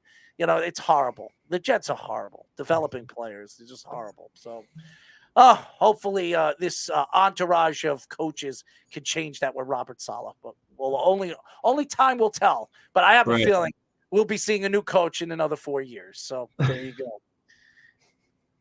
I'm only telling the truth. I'm not lying, Ryan. I as a Jet fan, I could only hope that this. And you know what I'm going to do? I'm going to put the Jets down every single year until they finally start to win, and then I'll, as soon as they win, then I'll blow themselves. What do you think, Ryan for player coach? Whatever wins. Okay, if Ryan can coach, I'll make him my running back coach. I'll bring in all these different coaches, these different ex-players, if they can actually find a way. Listen, what do I have to do to get Bill Belichick to coach my team? How's that sound? I mean, he doesn't want to coach the Jets. Yeah, I was going to say, he might coach every 30 other NFL teams, but not the Jets. No, he hates, for some reason, he hates the Jets. I mean, maybe it's Woody Johnson. I told you, my owner, his name is Woody Johnson. You know what you do? When you think of the name Woody, what does he think? And then the last name Johnson. I mean, we were talking about underwear. I mean, it's perfect. Woody Johnson. Who names their kid Woody Johnson? The Jets. I mean, seriously, the owner of the Jets, his name is Woody Johnson. Speedy, could you make it any worse than that? I mean, Robert Kraft. That's a cool name. Woody Johnson. I don't know. We'll have to ask the assemblation of this coaching staff that you have. So we have Ryan in there. We have Christian Okoye, and then we have Christian Okoye's daughter singing the national anthem. There you go, Christian. Christian was really cool. Very good. Yeah, he loved us too. But he even threw the Jets a little bit of a bone over there, saying that you're a Jet fan, so I feel bad for you already. So thank you, Christian, for giving us all the compliments that the Jet fans need. Anyways, Ryan, you don't have to listen to this anymore. Thank you for joining the show. Absolutely. Thanks for having me, guys. Appreciate it. Absolutely. Ryan Mueller. When we come back, we'll get into the combine. We will talk a lot about high school, college football. No, I'm just kidding. We'll talk about the combine. We'll talk about what the Jets and the Giants need to do and what you fans need to watch and see at the combine that really can nitpick what your team could go after at the draft this year in 2022 here on the Sports Loudmouths. You're listening to the Worldwide Sports Radio Network. Ranger Station, Ranger speaking. Hi, I'd like to report a bear hug. Uh-huh, okay.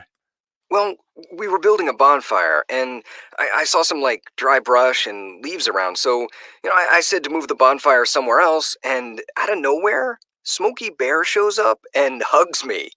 So you noticed some wildfire hazards and moved your bonfire to a safer location. Yeah. Yeah, that's Smokey, all right. He likes it when people help prevent wildfires. It hits him close to home. Not everybody gets the hug, my friend.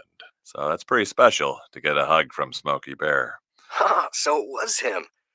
Guys, I told you it was Smokey. Okay, well, congratulations, my friend. And thanks for calling. There are many ways to prevent a wildfire. Learn how you can do your part at SmokeyBear.com. Only you can prevent wildfires. Sponsored by the U.S. Forest Service, Ad Council, and your state forester. You're listening to the Worldwide Sports Radio Network. This is the Sports Loudmouths. What? We are back, ladies and gentlemen. As you know, this is the Sports Loudmouths. I'm the host, Errol Marks, my co-host, Speedy, PD. Remember, you can call us at 631-672-3108. You can go to our website at www.worldwidesportsradio.com. Download our app by going to iOS, WWSRN, or Android, Worldwide Sports Radio Network. Wow. It was great. The first hour and a half of the show with our guests. We even had Ryan stay on for another 20 minutes listening to me, cry about the New York Jets. Okay? And then me recruiting him to the coaching staff. Well, I think the Jets would need somebody like that.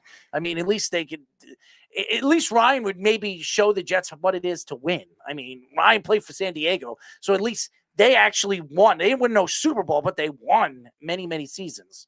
But anyways, that's just a whole nother story. Yes, emphasis on San Diego Chargers. Good job, Ryan. Making sure that's known and putting it out there for St. Louis too. You hate the San Diego Chargers. I mock the Chargers for other reasons, but I prefer them in San Diego over LA. And a lot of the San Diego natives will tell you that a lot of them don't even root for the Chargers as it is, but even less so once they move too. And even when Chaz met up with us, he was saying this the same thing. Like all these football fans, they're football fans on the side, but they can't root for the Chargers. Well, I want to get into this combine. I know a lot of people, the NFL is trying to sell this. You heard what Ryan said. It's so much pressure, and your first time you step on the field, you're running like in your underwear and trying to impress coaches, GMs, and owners. And really, a lot of these players can look good and look terrible on a football field and game day, and a lot of these players could look great, look bad, and look great on a Sunday, in the NFL. And we've seen this many, many times. Speedy, you look at this year's crop of prospects. What sticks out to you more than any of the years? I think the difference is a lot of this year is offensive depth positions more than we see offensive obvious stars. This year doesn't have one obvious star at a lot of these offensive skill positions like we've seen in the past. Last year, we knew Jamar Chase was going to be a top receiver, and look at the year he turned out. Probably the best year you'll ever see out of a rookie receiver. Look at the quarterbacks the past couple of years, Burrow, Herbert, guys like that. There's not really that obvious thing. So this combine could be a difference maker for certain positions like that. I look at the wide receivers, especially. You can ask probably 20 different NFL analysts. They'll give you 5 different guys they have as the number one receiver. We were talking about it on the way here. Is it Treylon Burks? Could it be Drake London? A lot of people think it's Garrett Wilson. Even off the injury, Jamison Williams. Now, he's not going to be at the combine because of his injury, but still, like, a lot of people have different opinions on who that kind of thing is. And that kind of separation could make a difference at the combine. Maybe somebody that we thought, all right, maybe he was good on a good team, but might not look as good on an NFL field, that might have a good combine and think otherwise. I was thinking for a while that way when it came to Justin Jefferson, and I was proven wrong. Now he's a top 3, top 4 receiver in the league. So maybe Chris Olave, somebody like that too. A lot of people are downgrading now, but maybe could stand out. So it's going to be like that with the receivers, especially with the quarterbacks too, and the running backs, because a lot of these running backs are not as high priced either. Yeah, it's interesting because we talk about the Jets and what the Jets need to do this offseason to really boost this team up and this roster up. And we've seen teams year in and year out, they were a really, really bad team. The Bengals, 2 years ago, the Bengals won 4 games. The year after, they were in the Super Bowl. So, and I'm not saying the Jets are going to do that. And I'm not saying Zach Wilson is Joe Burrow. I'm not saying any of that. But when you look at the offseason, the money that a team like the Jets have and the draft stock that they have, they could rebuild this roster very, very quickly. Now, they have to find a number one wide receiver. Now, are they going to do it in trades? Are they going to do it in free agency? Or are they going to do it in the draft? Now, you were just talking about Drake London, a guy that really sticks out. Elijah Vera Tucker is really trying to sell him to the Jets. Obviously, they played together in USC. And the kid's got a tremendous amount of ability. Now, we heard Jeff speak very, very highly of Drake London, that he thinks that he could be the best wide receiver in this year's draft. Now, the interesting part of the combine is to see what these guys could do, not on the field necessarily when a player is taking them, but on the field, their athletic ability, their strength and their conditioning. That's what people wanted, their stamina.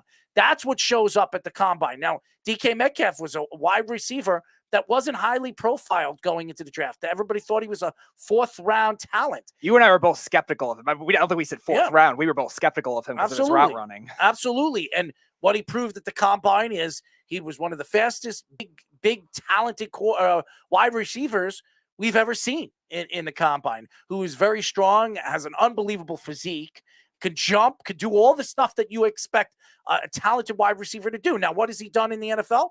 Well, besides last year, he didn't have such a great year, but his rookie year, he was one of the best wide receivers in the league. He was a Pro Bowl player.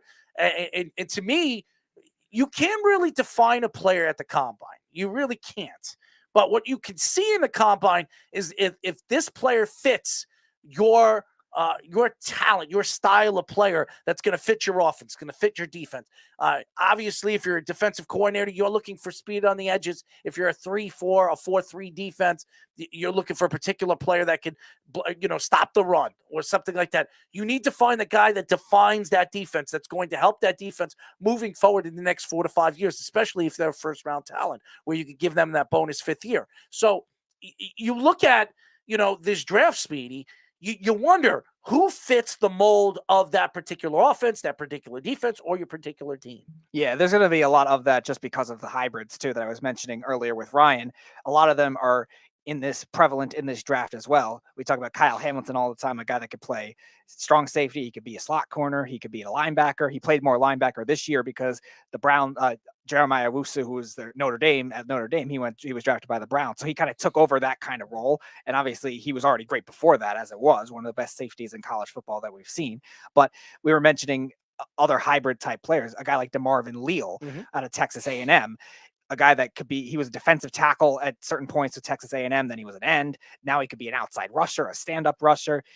How that will affect his stock when it comes to the combine too, because we've seen a lot of these prototype defensive linemen. Some of them have worked, some of them haven't at the NFL level. Rashawn Gary was probably the most recent one of that with the Packers, was drafted by Michigan. And now he played well this year amidst all the injuries they had with the pass rushers. So sometimes it takes a while to find your form with those hybrid players, but other times it might work out. In the case of Isaiah Simmons, he played well this year, but had a rough start to the beginning of last year because of the pandemic year and stuff like that too. So you just never know, but definitely the combine can get other traits involved with that kind of thing. Now the speed obviously will make a difference on the athleticism as well as the strength. Like Isaiah Simmons ran like a running back, so that obviously is going to boost his stock. But if one of those defensive linemen, offensive linemen, or even linebackers run like that, that's going to make a big difference. And especially with the money that you have, and there's a lot of teams like the Bengals, they have $47-50 million that they could spend with the new rules, could be $16 million more. So, the Bengals have a lot of money. Now they obviously have to sign their safety, who's going to be demanding a lot of money, in Jesse Bates. But also, they could get free agents. They could bring in free agents right here. They're a player or two players away from being a Super Bowl contender next year with the dynamic of the draft stock that they're going to have going into this year's draft. I mean, the Bengals could be good for many, many years to come. We talk about some of the other teams. The New England Patriots. Now, they are 2 or 3 players away from being a Super Bowl contender again. Last year, their weakness was the wide receiver position. They don't have a true number one. They have a good tight end now. They actually have 2 decent tight ends. Their offensive line played very well this year in front of Mac Jones. Mac Jones looks like he could be the real deal. He fits the mold of what a quarterback needs to be in New England. They don't have to be Tom Brady. They just need to be the guy that can make every single throw. Josh McDaniels isn't there anymore, but I mean, the Patriots don't have money in free agency this year. They really don't. They don't have a lot of money. But what they do have is they have draft stock. And you know what Bill Belichick likes to do? He likes to find needles in the haystack in the 2nd, 3rd, 4th, 5th rounds. So I look at where, some of these teams are lying and really what you're trying to figure out as an organization, you don't know what this organization is going to find in the later rounds. And I think what makes the draft so special and the combine so special is finding those needles in the haystack, Speedy. Before we ever get to that, Snug says, no, Snug, my brother was not both. They were not both in the shower at the same time to answer that question. Snug also says, Boston fans are a kind and gentle nation. I doubt that. Ha ha ha. Ask CC Sabathia on that one. He says, ha ha ha. He would coach CFL before going to the Jets. I'd love to coach as well. The combine is such a waste of time. Everyone knows you spend your first 6 picks on the next best player who played for Alabama. Duh.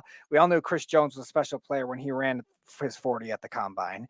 Well, yeah, to an extent, Alabama's going to get that kind of recognition for a team that's been so good for so long. But this draft really doesn't have that much with Alabama this year. Obviously, Neal's going to be a top 5, you would imagine, top 5 pick, because if the Giants don't take him, I don't know what they're doing, but you would think that's the case. Jamison Williams was kind of thought of as that guy. Neal's not even going to be there at 5. Yeah, I don't think so either, but I'm just saying, I would hope the Giants aren't that dumb to pass on Neal after all the offensive line moves they've had. But if he was, I can't see the Jaguars passing up on him. But now there's another rumor the Jaguars are looking to trade the number 1 pick too. So we'll see if they end up getting a good haul back for that. Where are they going to drop down to? The Jets? Are they going to drop down to the Texans? I mean, maybe the Giants want to move up, but if the Giants move up, what are they going to have to give up? Yeah, I would imagine it's for one of the pass rushers, because I think Detroit at 2 is. I mean, they could draft Neal. He's a great player, but I think they're more looking at defense. I would imagine they need edge rushers in the worst way. They could also. They drafted an offensive lineman last year. They did, and they also still have a good young guard in Jonah Jackson and Frank Ragnow that just signed. He was hurt last year, but he was a good center. So I don't think they'll be looking. But then again, the Lions also draft offensive line at weird times. Then when they're not supposed to, they draft tight ends at weird times when they're not supposed to. So we'll never know with them. If Neal is sitting there at 4, the Jets are drafting him. I can't see the Jets passing up on an offensive lineman that could solidify your offensive line. I can't see it unless something falls like a Thibodeau or a Hutchinson falls to the Jets at 4. Right. Then the Jets would have it. I know everybody says Kyle Hamilton. Kyle Hamilton will be there at 10.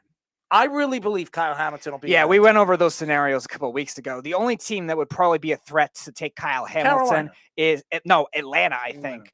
Carolina's got a lot in the secondary. I don't think they'll necessarily need it. I think Carolina's looking at more offensive line and offensive skill players, because they're also rumored they're looking to shop Christian McCaffrey, just like the Giants are looking to shop Saquon Barkley as well. So they're going to lose a lot. They can't stay healthy. Right. And the Panthers are actually 18th in salary cap. They had a lot of money last year, but a lot of dead money, I guess, carried over from all the bad contracts they had in the past, maybe this year hurting them too. So because they'll need a lot of different things. The quarterback position is still a question mark for them too.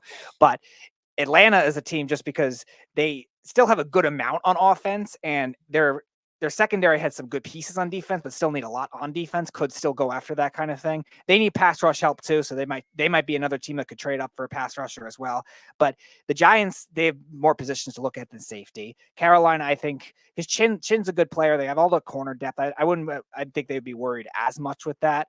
And Denver definitely doesn't need that. So it would be stupid for the Jets to draft Kyle Hamilton at 4 when I think he's going to fall to 10.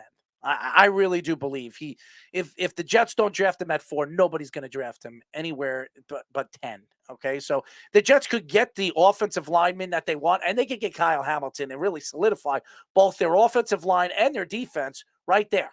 And what the Jets would have to do moving forward is in the second round, look for pass rushers in the second round or linebackers in the second round and decide what they're doing in it that way. Or maybe they trade down at 10. They're not going to get Kyle Hamilton, and they could get a first-round draft pick this year and a first-round pick next year and really solidify their draft next year. Yeah, so, the only way I could see the Jets drafting him is if they try to maybe use him as an inside linebacker, but I don't think you need to draft something that early at 4, where especially if the pass rushers are still there. If the pass rushers are still there or Evan Neal, you have to take one of those. You have to win in the line of scrimmage at first. And a lot of the drafts that we see now, even top labeled safety prospects we've seen fall. Derwin James was considered a top 5 overall prospect, but fell to 17. In not Jamal Adams, but Malik Hooker in his draft, 2017, was considered a top 10 prospect, fell all the way to the middle of the first round. Now he's been injury prone, maybe we can see why. He hasn't been any good. Yeah, he's been good when he's on the field. He's been hurt a lot, and the Colts have played well without him too, so they were able to move off of him at the time. But a lot of these guys are considered the top prospects at that position and fall. Look at Minka. Minka was a versatile guy that could play slot corner, he could play outside corner, he could play safety. He fell to 11 somehow. Like they don't value it as much as even just the pure shutdown corner or somebody of that mold. So yeah, the Jets definitely have to prioritize trenches at 4. Depending on if it's Neal, if he's there, or one of the 2 top pass rushers. There's other scenarios they could go after for pass rushers as well, but they could even try to trade back in other scenarios too, because they need a lot of not front edge guys because they have enough in the middle, but edge guys is always good to have a position of depth too. So even taking 2 is not bad either. They have Carl Lawson. They need somebody else. Right. And they need and one of these young guys. If Thibodeau is there at 4, why would you pass up on Thibodeau? I know what Jeff was saying the other day. Why wouldn't the Jets pass up on him? Because the guy can't stay healthy. But the Jets have most of it's minor injuries, though. I don't think it's anything drastic. The Jets have to take chances. I mean, seriously, they're not a winning organization. They need to hit on one of these draft picks where they become superstars and turn into like an Aaron Donald. If Thibodeau turns into Aaron Donald, the Jets have solidified themselves and put themselves in a great position for the future. So, and that's what they need to do. I mean, Quentin Williams is a good player, but when you're dependent on Quentin Williams to get to the quarterback and stop the run, well, that's why the Jets' run defense was one of the worst in the league this year. Because they're depending on him also to get to the quarterback. If you narrow that out and you have Carl Lawson on one side, Thibodeau on the other, then you could say, hey, listen, Quentin, worry about the middle and stopping the run. And that will help and solidify that defense to move forward as one of the more talented front sevens in the league. Yeah, the Jets have also wasted a lot of talented defensive tackles over the course of the last 20 years or so, too. We were talking about it last week with Mike Wall when he was on the show, too. He was playing with Chris Jenkins. Chris Jenkins came over the Jets with a nice nose tackle, but they didn't really have much of an outside rush. They did the same thing with Leonard Williams. Now they're in danger of doing the same thing to Quentin Williams. Now, Quentin Williams also had injury issues, too, which hasn't helped either, but still, that's a talent that you can't waste now going into his last year of his contract where they're going to make the determination if they're going to pay him. Best way to do that is to have healthy edge rushers alongside that. It might take 2. Maybe they could give him a 5th-year option, and they could also franchise him. And I think that's what the Jets are going to do. If they're unsure with him this year, they'll franchise him another year to see if he can absolutely do it back-to-back years, and then they'll give him the extension. Because Joe Douglas isn't going to overspend this offseason. He's not. He's going to get the players that fit the defense and fit the offense that is not cheap, but right there in the mold where he could decide, in 2 years that he can get rid of them. Or somebody young and controllable that they're not going to have to worry about. He's not going to just throw away his salary cap just because, you know what, they have the money, so do it. Joe Douglas is going to save that option that when the time is right and they're 1 player or 2 players away from being a contender where he can make that move and bring that player in that could really fill in that spot. So I don't see Joe Douglas going out there and doing what the Patriots did in the offseason last year, where they wanted to solidify what their team was going to be. So says Mark told me that smart teams always draft Bama. Yeah, well, then there's also Rolando McClain and Henry Ruggs, too. So that's not necessarily How about Richardson? Well, yeah, but at least Richardson didn't have any off-field issues. He was just a natural bust. Slug says next year Super Bowl Lions versus Jets. And Saquon B. Sanders Barkley. How could you trade that kind of talent? Well, because the Giants are $11 million over the cap and need so many other things. So the Giants need to trade a lot of different pieces. There's also rumors with James Bradbury too.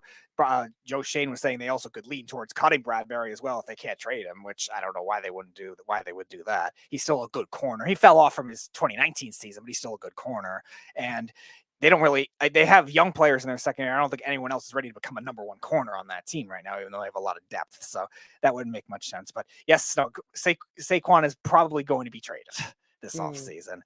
Again, the value is tough to tell because there's not a lot of teams that need running backs, and the running backs aren't being as valued because a lot of the top teams have offensive coaches that platoon those running backs. The Chiefs do it all the time. The Rams, the 49ers, a lot of those teams platoon running backs where the feature backs are rare. Now, Derrick Henry's one, Joe Mixon's one, but again, there's not many of them in today's league where is the team going to value that kind of thing? That's a contending team that's going to want to take on that kind of trade is going to be difficult to tell. That's why I think the Giants only end up getting like a 3rd round pick or something for that kind of thing, or maybe a 4th and another type of player or future picks. You're not going to get much because of the injury risk and just because of the position he's in. Well, I think it's going to be very, very interesting. And watching the combine and understanding how the combine works, and it doesn't make any sense. It doesn't, because you could score high at the combine and get drafted, in the 1st or 2nd round, and then 2 years later you don't even make a football team. I mean, we've seen this before. I mean, Vernon Gholston being one of them. He was a top 10 pick with the Jets, and I can name just Jets because I know the Jets. Vernon Gholston, he was from Ohio State. Everybody thought he was going to be the next big pass rusher. He gets drafted 2-3 years later. He's had one sack his whole career. I think not even a sack. He's had one tackle his whole career in the NFL. I mean, seriously, they put him on special teams. He couldn't even play the special team. So there are players that just fit the NFL mold, and there were players that didn't fit the college mold, and they go into the NFL and become stars. We've seen this before. Well, yeah, a lot of those small school players, especially that get buried on just bad teams a lot of the time, or teams that play against a lot of those tough matchups if they had a good non-conference schedule. But yeah, Vernon Gholston was definitely one that was exclusively just a speed rusher, and the Jets definitely reached on in that draft. Not to say that the other teams did great either at that time. Derek Harvey was another bust. Jerome Mayo was a pretty good player. Maybe they could have had him, but they didn't really need an inside linebackers at that time. But there's always going to be somebody like that. But yeah, combine stars, another thing to not fall in the trap for too. You want to judge John Ross from 2017, like I was saying earlier, breaks the record for combine speed, but we knew he had drop problems. We knew he couldn't really run routes. He was projected as a second-round pick for the most part, maybe some of them at a late first. And now he rises up to the number 9 pick because of that. I mean, seriously. Henry Ruggs, the same kind of thing. Yeah, he had the off-field issue, but he wasn't that great when he was on the field for the Raiders. Raw speed isn't everything. The same thing with strength, too. Everyone was making a big deal about freaking Will Hernandez benching all he did. Nice run blocker, but he couldn't pass block to protect, and now the Giants are going to lose him this offseason. So, Snuck says, past performance does not guarantee future results. And Ben says the Lions-Jets Super Bowl ended a tie.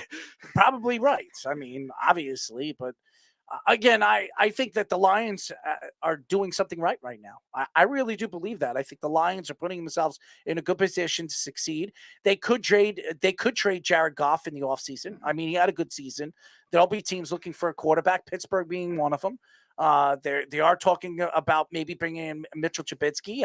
I read an article the other day about that. I think that wouldn't be a bad move for Pittsburgh. They need to find somebody that can fill in. Mitchell Trubisky is 28, 29 years old. He's still young. He's fairly young. You bring him in. Maybe they make a move for Jimmy Garoppolo. I mean, he's still available if San Francisco's willing to move away from him. I don't know if they believe in Trey Lance. So I don't know what all these teams are going to predict or decide to do. But if you look at the big picture right now, there are many teams looking for that quarterback in the future of that organization. So Mitchell Trubisky's name's been coming up. Marcus Mariota's name's been coming up. But both quarterbacks that were highly profiled, top 10 picks that really never had the opportunity to develop into that future or a franchise quarterback. Marcus Mariota, I thought at one point was going to be a franchise. I loved him out of the draft. I remember that. I really thought he was going to be. He took his team all the way to a national championship. Fell short, obviously, from Oregon. And I thought Marcus Mariota, with his talent, his arm talent, his accuracy, and his footwork on the field, I thought Marcus Mariota was going to be very successful. And it just, his injuries really hurt him. And obviously Tennessee gave up on him. They just completely gave up on him. Yeah, his first 2 years looked good because they really didn't have a lot of receiving talent to help him out. They had Delaney Walker, who was a good tight end, but they were more always a running team. And that at that time, defense, when they did get good right in the beginning, then 2016, 2017 season, he was the best player of those two. And then since then, he's really fell off, and the injuries had something to do with it, but also, again, him regressing as a talent too didn't help. And the injuries made it harder for them to move off of him and trade him. And obviously now they have Ryan Tannehill, and they're not going to be stuck with him for a while with that contract. Are you surprised that Tom Brady is still speaking, that he doesn't know what his future lies, that he's still insinuating that he might come back? Okay. Now, I don't, he says that I don't know what the future intends to, but you just retired. You told us you're done playing football. Now there are stories coming out, and we'll get into the whole Cain Velasquez situation too, by the way, the UFC fighter that got, shooting up a storm, a whole nother story. But I don't think Cain Velasquez will ever fight in the UFC again. But that's just I think it was gun, or it was a car accident. I think it was a gun charge, if I'm not mistaken. But I mean, Tom Brady coming out and saying the only way Tom Brady comes back, is if San Francisco reaches out to them him and his family and says, listen, we've got all the players lined. You have an opportunity to win a Super Bowl with our team. We have the wide receivers. We have the best tight end football. Our defense is a top end. We can win this year. With you, we can win. And I think that if Tom Brady heard that and it was a good sale and he was making $20 million, I think Tom Brady comes out of retirement and plays one more year with San Francisco and tries to win a championship with a third team, which has never been done before. Yeah, So, we've seen Brady take pay cuts with the Patriots too. So I don't think $20 million will mean a lot. Obviously, the money flow comes in well with Giselle as well. But 49ers right now, $2.9 million over the cap right now. So they're going to have to shed some, make that work. But obviously they bring in Brady. They'll trade Jimmy G anyway, or cut him if they can't trade him. And then they'll just carry over the dead cap. Why wouldn't that be crazy? I mean, no, it's not crazy. The Patriots traded Jimmy G to San Francisco, and why not cut Jimmy G for Tom Brady? So I wouldn't be crazy to hear that or figure out that story to be the way it is. Jimmy G would probably jump off a bridge if that happens. But I mean, they're Tom Brady away from winning a Super Bowl. They really are. They bring in Tom Brady. I mean, does that solidify them to be a Super Bowl contender? Absolutely. Has to be. Their rest of the roster, maybe outside of their secondary depth, really is loaded. They have running backs. They have plenty of receivers. They have a good, not great, good offensive line. They have a good running game. Absolutely good running game. And you put Tom Brady in that offense with the wide receiver depth that they have and the tight end that they have and the offensive line that really was one of the best offensive lines of football. They win the Super Bowl. They win the Super Bowl. Ben answered your question as well about Velasquez. Yeah, bumped up to attempted murder and gun charges. Wow. Yeah, it's a shame because I actually met Cain Velasquez years and years ago. He was the heavyweight champion of the UFC years and years ago. Very nice guy, very funny too. Big legs, has unbelievable kicking power. I mean, I watched his workouts at a gym, fantastic workouts. I mean, this guy was a Muay Thai, type of. I mean, why is he carrying around guns? His legs are lethal weapons. I mean, it's horrible. I mean, but again, you just don't understand. You don't understand these athletes. You don't understand players. You don't understand what they're thinking in their head and think that they're going to get away with it. I don't know what it was for. Was it because of a woman? Because somebody was cheating? I don't know the whole story, so I can't really assume anything. But that's a crazy story to hear that Cain Velasquez might go to jail for a significant amount of time because he was shooting up in a public area and he was getting, because of something crazy. I mean, this other article says attempted premeditated murder and charges related to multiple gun charges relating to a shooting Monday night, targeting Harry Eugene Goularte, who was charged with molesting one of Velasquez's young relatives. So I guess it's maybe a revenge case or something like that. Well, if that's the case, Cain Velasquez should be let go.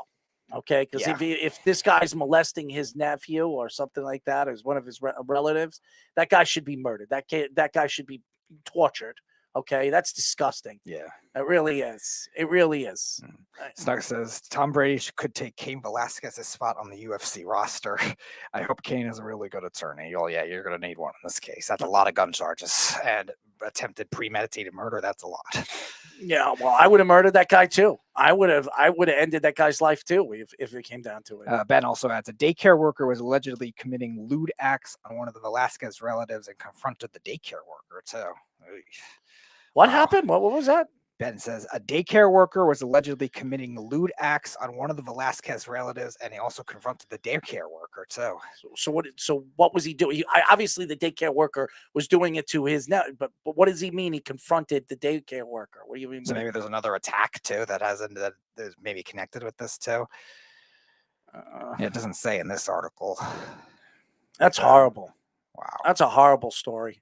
That really is. I feel bad for Cain Velasquez because Cain's just trying to protect somebody. That's what he's trying to do. And obviously you don't do it that way. Right. I mean, you can do it with your legs. I would have went to his house and I would have just kicked the crap out of him or something like that. Ben says Velasquez shot at the guy and hit a relative of that guy standing next to him. Mm-hmm. Okay. Did he kill him? You said hit. I don't think it's a killed. Kane heard about it from the relative and went to the daycare to confront the guy. Okay, so I didn't say kill, just confront, maybe threaten or something like that. And I guess if he's a UFC fighter, it seems pretty intimidating, I would imagine. I would be too. I mean, it's Cain Velasquez, but I'd be shitting myself, if I saw him walking up to the door. I mean, like, seriously, you don't need to bring out a gun. I mean, that guy would have, he injured him. Injured him, okay. All right. It's a horrible story. Yeah. Really is. I mean, I mean, what could you say about that? I mean, if it was your family, you would have done the same thing. I mean, honestly, if it was my brother or if it was my nephew and I found out somebody was physically molesting my nephew, what do you think I'm going to do? Right. You think I'm going to just sit there and say, oh, I'm just going to leave it alone. No, pat him on the back and just go in there and talk to him and have a good conversation with him. I'm going to go in there and I'm going to try to kill the guy. Okay, that's just me. I don't know. But gunshot wound was not fatal. Okay, so obviously it's going to go in front of a jury, and a jury is going to have to make a decision. If this is true and he was really getting molested, I think the jury is going to. He didn't kill anybody. They're gonna narrow the charges. He might see. He might see probation, maybe see a year. I mean, seriously, because this is horrible. Ben says the injured person was an innocent bystander / relative of the daycare worker that's accused of the act. Okay, so what? He was in the way. He stood in the way. That's that. Listen, it was an accident on probably on the fact that he pulled the trigger. I would think. Right. I think he went with the gun to just threaten him, but obviously it turned into that. I don't know the whole story, but you'd be surprised what a lawyer can do. Okay, I've seen it. I mean, O.J. Simpson. Okay, well, yeah. I mean, you'd be very surprised what a lawyer can figure out. If you have money and you bring in the best lawyer, the lawyer will figure out how to keep you out of, harm's way or jail. And nobody's gonna mess with Cain Velasquez in jail. Okay, I'm sorry, nobody's going to mess with that guy. But it's a horrible story. It really is, because I know Cain to be a good dude. All right. I know him to be a good dude. As far as what I've known about him and what this happened, what is he writing over here? Ben says he'll get it dropped due to something minor, considering the mindset and circumstances. I would think so too. Snug says you fire a gun and hit someone, you go to jail. The gun always kicks up the minimum sentence. It depends on what it is, Snug.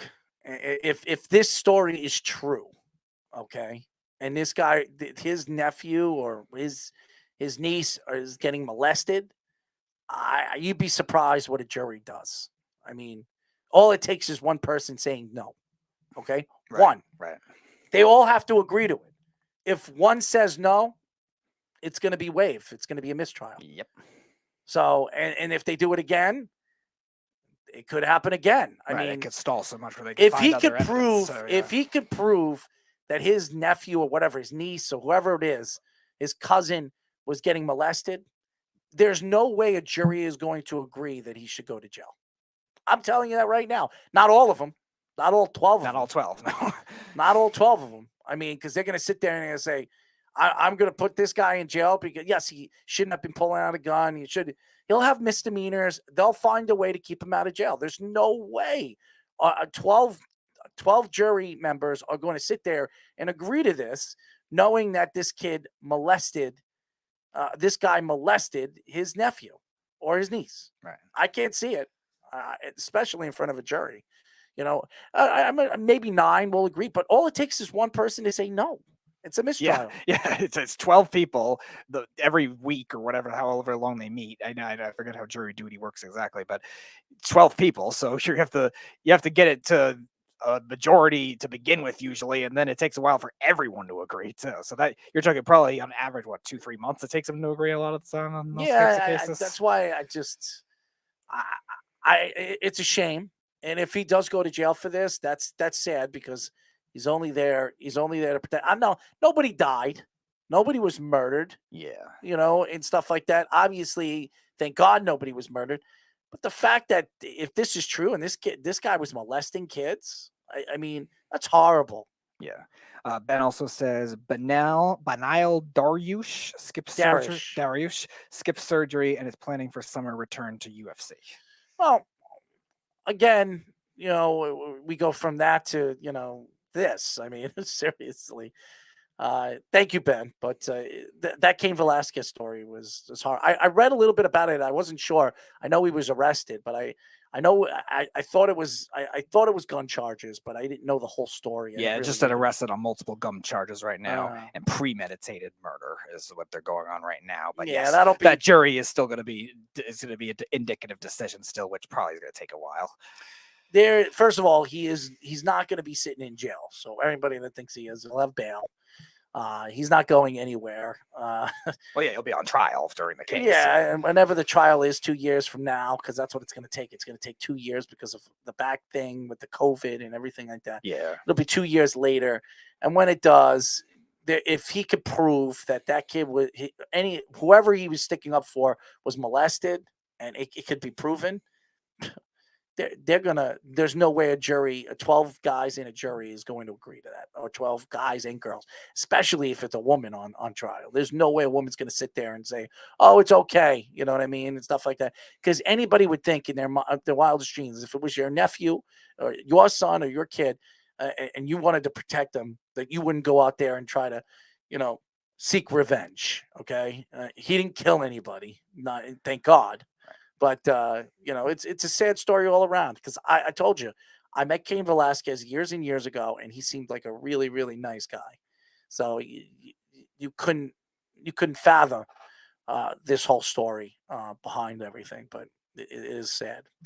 But, back to, the NFL and everything.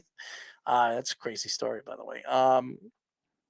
This Dolphin thing keeps coming up, that Deshaun Watson and now there were stories coming out from Miami that the Dolphins have definitely shut the door on Deshaun Watson. I think that's a selling tactic. I think that's a trading tactic for the Dolphins. If somehow the Texans reach out to the Dolphins, they're all ears to hear what they want from the Texans are going to want from the Dolphins.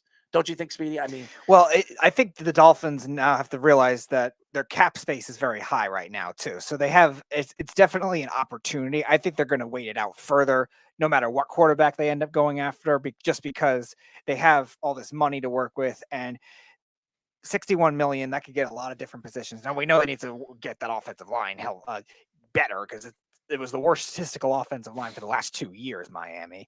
Their offensive skill players, Jalen Waddle's a nice player, but they're going to be losing Mike Gesicki. They don't have a lot of other receiving depth. Their running back has been a question mark for a long time. It seems like on Twitter, every free agent running back is rumored to Miami just because of how bad it's been. Did you hear this story? Chris Greer confirms that the Dolphins called the Saints about Sean Payton. I'm not surprised. They're looking for that superstar coach. One thing that the Dolphins always pride themselves on is being that flashy organization that loves for those big swing hires when it comes to coaches or players or something like that. So that doesn't surprise me, but I could get why Sean Payton wouldn't want to take some of that ownership over there, everything that fell out with Brian Flores. And that's what's going to make it harder too for somebody like Deshaun Watson to want to go there too now, because Brian Flores was a big part of that. And Deshaun Watson's also stood for a lot of these issues that a lot of these players have dealt with the racism thing. And the Texans ownership had it with the McNair family, and they had a lot of issues behind closed doors with that. We saw the Jerry Richardson get forced out of that because of racism and sexism in Carolina, and Carolina has been a rumored team for that kind of thing. Now Miami too, this kind of thing too. The way it's fallen out, and they brought in a different head coach now, but it's still, they were the last team that got a hire. So it tells that nobody wants to work for them anymore, and they might have to overpay to do that. And now maybe the same thing with Deshaun Watson, even though he's on a big contract now. Will it last? By the way, Ben, he says no bail till Monday. He'll get bail. He'll definitely get bail. Obviously, the judge is going to keep him there until they figure out what the proposed bail is going to be. But one way or another, the guy's going to get out. He's a multimillionaire as a UFC fighter. He's made a couple of $1 million as the heavyweight champion in all the years that he's been there. So he will get bail one way or another. Right now, obviously, they got to figure out what the charges are going to be and how much the charges are going to cost to bail him out. But also, The lead team to get Calvin Ridley, guess who it is, Speedy? The Patriots. The New England Patriots. I mean, rumors are coming out right now that the New England Patriots reach out to the Atlanta Falcons, and they're talking trade right now with the Atlanta Falcons that could land Calvin Ridley to the Patriots, which is I mean, the Patriots have been looking for that number one guy for a while, for a long, long time. I mean, really, since Randy Moss. Right. No, they've never been a team that's the one thing that they haven't drafted well is receivers. They found Edelman, diamond in the rough here and there, a college quarterback. They'll find their guys. Wes Welker came from Miami, was a punt returner. But in terms of homegrown receivers, they tend to botch a lot of those draft picks, especially in the second and third rounds a lot of the time. So maybe they're trying to avoid having to do that kind of thing and trying to push for Calvin Ridley. Now, it will be hard because Atlanta might think of the Patriots cap situation, which isn't great, as a situation of maybe they're going to try to do it for a prove-it deal or a rental and not get as much back. Because Bill Belichick will play hardball. I've never seen, except for when they traded for Brandon Cooks for a first-round pick, I never seen them just like throw away draft picks like that easily. So, yeah, if they're ready to win now, right? They might. If Calvin Ridley is a player or two players away from winning or be a Super Bowl contender, I could see the Patriots doing that. Yeah, so it depends on. They're not giving up a first for Ridley. No, I don't think they will end up second doing it. But that's why I say I don't think they'll end up doing it for a first just because of that. The second, I could definitely see, but just because they have 3 first-round picks, maybe.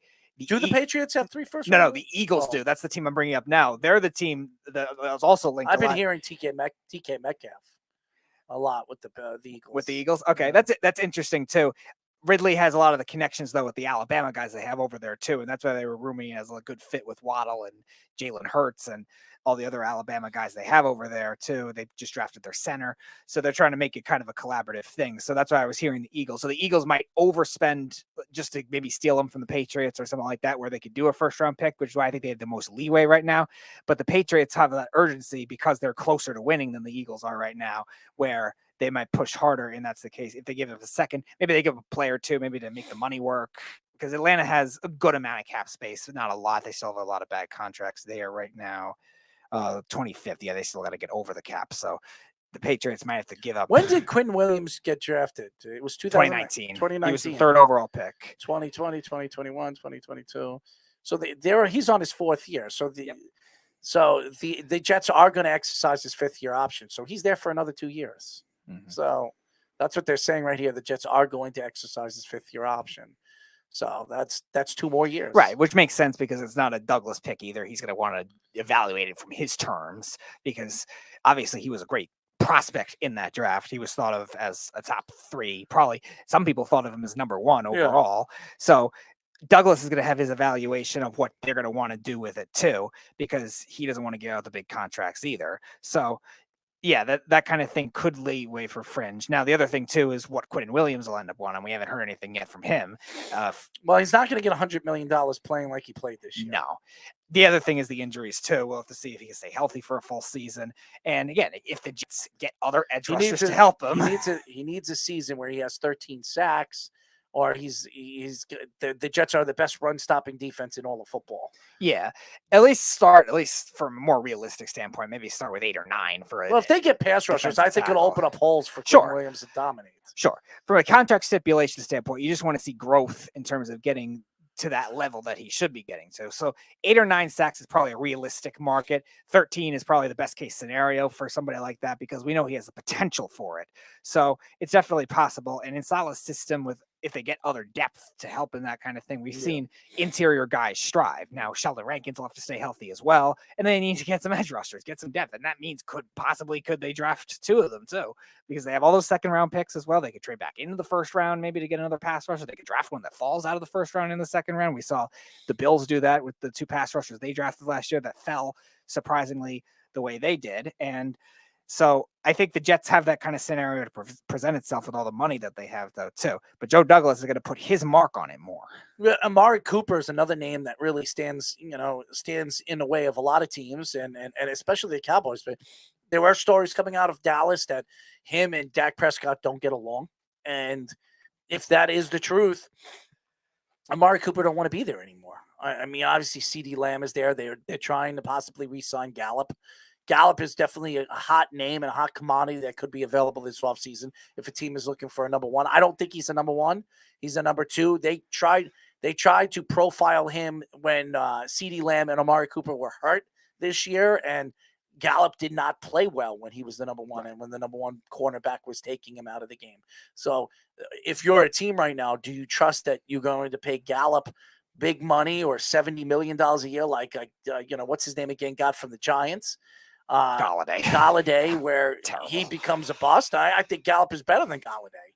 So, I mean, you can't risk an opportunity or you give up on an opportunity to know that your team is putting themselves in a hole if you go after somebody like that. Yeah, his situation's a little trickier because of the contract. And even though he's still 27, it's still not the younger of Ridley and Metcalf that are right now in that same market value. Now, he's better at certain things skill-wise, but still, that contract is going to make it hard. It's going to limit the market where the Patriots won't be able to go after somebody like an Amari Cooper. The Eagles, who were interested at the time when Dallas traded for him, they still might, but they're probably leaning more of a younger receiver like a Ridley or a Metcalf, especially since they have the name that really picks. Stands out to me in free agency of the wide receivers is Allen Robinson.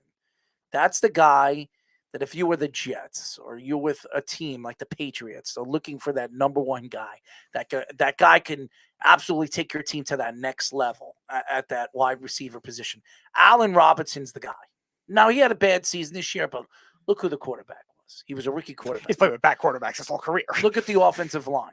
All right. The offensive line was horrible. Okay. This year, one of the worst offensive lines in football, and the weapons, they had no running game. So obviously they have a running game, but the running game was hurt all season long.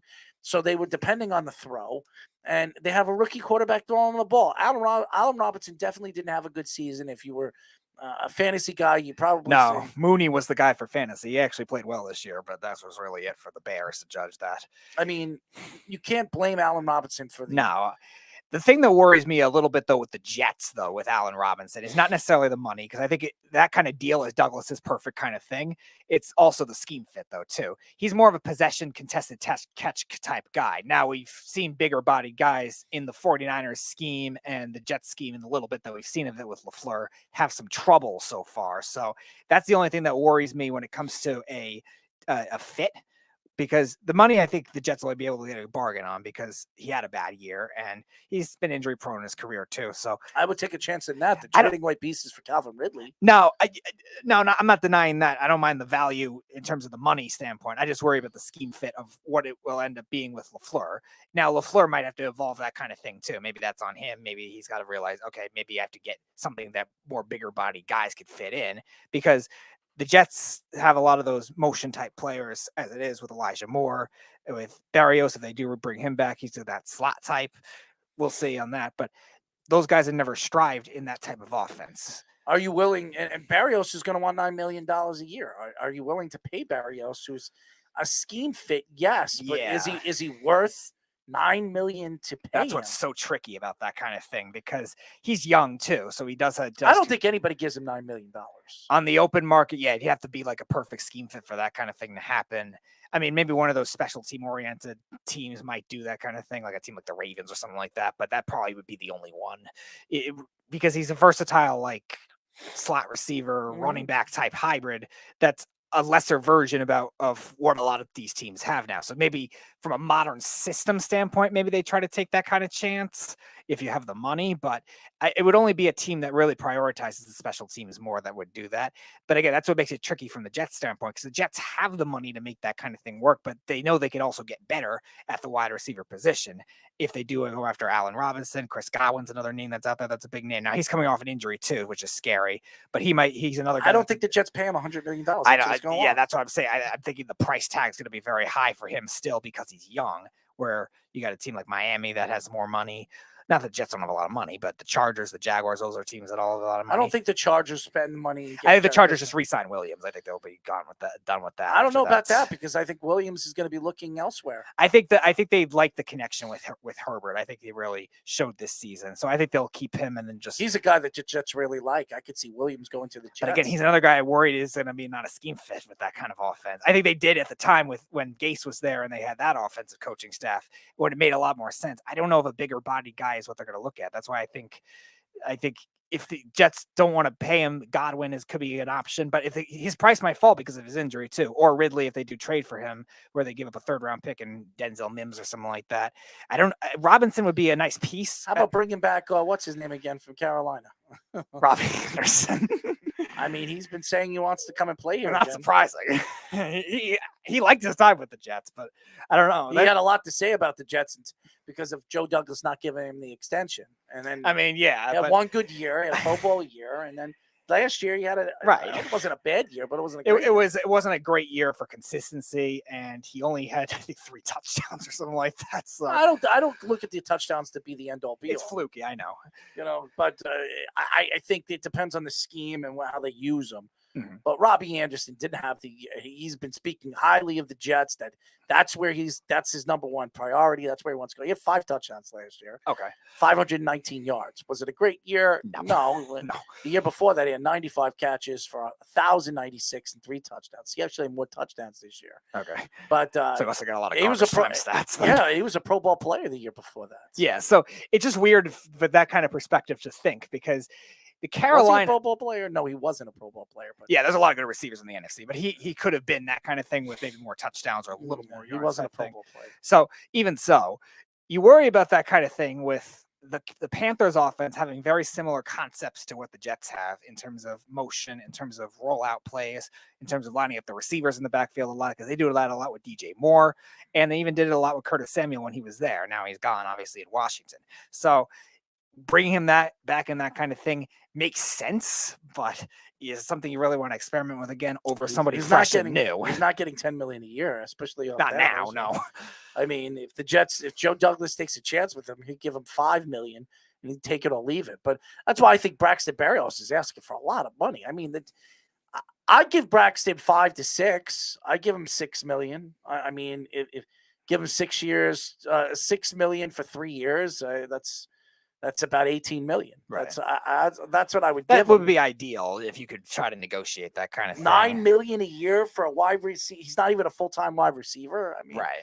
That's what's what's tricky, because he's such a good scheme fit, but for an overall raw receiving talent, you could definitely upgrade there for that price. And especially with the receiving class that's available in this free agency, where they can get an Allen Robinson, they could trade for a guy like a Calvin Ridley or something like that, or they could even trade for a second guy and maybe hope that Elijah Moore develops in it. They need depth in some way. The 49ers offensive scheme until this year, when Deebo Samuel broke out, was never a scheme that had one standout receiver all the time. I mean, so maybe the Jets are trying to create that. Corey Davis didn't have a bad year until he got hurt. So, I mean, Corey Davis was what's his name again's number one target at the beginning, Zach Wilson. And then once Zach Wilson came back from the injury, he was prioritizing more other guys. Yeah, well, Corey Davis wasn't playing. I mean, Corey Davis had 31 receptions, 492 yards, 4 touchdowns.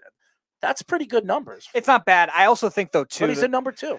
I also think, though, too, one, he devolved in other areas where he had a lot of drop problems, which was uncharacteristic for him. Because in Tennessee, his problem was he didn't have a great raw speed and he wasn't a great route runner, but he will always go with possession. And his touchdowns, he had 4 of them. Okay, I guess that's serviceable. But I also think the Zach Wilson's complete game got better once off the injury, when he was targeting other guys more. It seemed like he was more force-feeding Corey Davis, and that's how he got those numbers. So I think from a team offensive perspective, you still have to prioritize the Moore and Berrios type thing that worked for them in the last 2 months of the season, that kept them competitive in certain games. And Zach Wilson has some of his best performances in those games.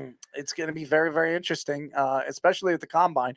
Looking forward to the Combine because, it just keeps football in your mind for, obviously the draft and free agency. So it'll be fun to watch. And the Jets are going to have to really judge the Combine for the tiebreakers among certain pass rushers, especially, and also receivers too. If they do end up drafting a receiver, because that's the other scenario that wasn't presented yet. They could draft a receiver trading back from the first round or even the second round. They really like Drake London. Yes. Who I have as my wide receiver too. I think he's very talented. We'll see off the injury how he does, but 6'5", raw speed, great hands. I mean, he's everything you want with a wide receiver. I mean, size. How many corners can defend him? I mean, with his length. I mean, he's going to be hard to stop with the speed and the ability that he has. Yeah, he could be a handful on a football field. The other thing too is yards after the catch too. He's good with, which is something that is emphasized a lot with the Kyle Shanahan type offense that Mike LaFleur's trying to bring there. So if he's good even with that, like you saw Jamar Chase in certain instances with the Bengals last year. Like some of his best usage was after the catch on a slant pattern, not always those tough catches. Now I'm not saying Drake London will be as good as Jamar Chase. I don't think that at all. But in terms of he's a lot bigger than Jamar Chase. He is. In terms of 5 inches bigger. In terms of what he could be used as, though, you're seeing some of these bigger body guys if they can get open quickly. Also want to see how he runs the catch. combine too, because his speed with his size could be absolutely sensational. I mean, you're talking about a 6'5" that can run a 4.4, 4.3.8 or something, 4.38. I mean, you're talking about a guy that you definitely want on your team because he could play tight end. He could be a big wide receiver that could play multiple positions. You could do a lot with a guy with that size, and he'll be a nightmare to defend because you have a guy that can run a wide receiver 4.3, but is as big as a tight end in this league. And has great hands. I mean, how are you going to stop somebody like that? That's what I was saying. Tiebreakers are going to be very key in certain positions, especially wide receiver, because a lot of the offensive skill players there's not an obvious standout number one. Like you could tell last year, the receivers, all right, Jamar Chase is the best one, then it's Smith or Waddle, take your pick, and then it's everybody else, is what a lot of draft analysts were thinking last year. Same thing with the quarterbacks. Lawrence, Wilson, and Fields are probably 1, 2, 3 for a lot of people, or Fields, Wilson, whatever order you wanted to go in, and then it was a drop-off. Like, there's not that consensus guy. That's why these tiebreakers are going to be very crucial. If Treylon Burks runs a 4.42 and Drake London runs a 4.35, that might help in terms of his stock over Burks. Same thing with Garrett Wilson and David Bell and guys like that are right in that same range, where those receivers are going to be very tricky to judge, and deciphering those kind of things is the thing. Same thing with the pass rushers too. If a guy that's thought of as a power rusher is faster than people think, or the other way around, a speed rusher is stronger than people think, their stock's going to go up too. That's where the fringe of outside of the top 2 pass rushers, the Karl Loftuses, the David Ojabos, guys like that, Jermaine Johnson, that's now getting a lot of talk, Trayvon Walker from Georgia, another one too. And the Jets should definitely be swooping on that kind of thing too, especially if they don't go with a pass rusher at 4. It's going to be very, very interesting, especially watching these guys and this particular guy, Drake London, run the combine tomorrow. I'm interested to see what this guy runs, his 40, because he could absolutely move up in the draft, especially if he runs his 40. He's coming off an injury, significant injury. I think what was that? Yeah, he tore his Achilles, in the second. I think the second month of the college season or something like that. It's a huge injury. Now the timing of it, luckily, is not as bad as somebody like for Jamison Williams did in the national championship game, where he's had a good amount of recovery time now. He'll still be a first round. He'll still be a first round pick.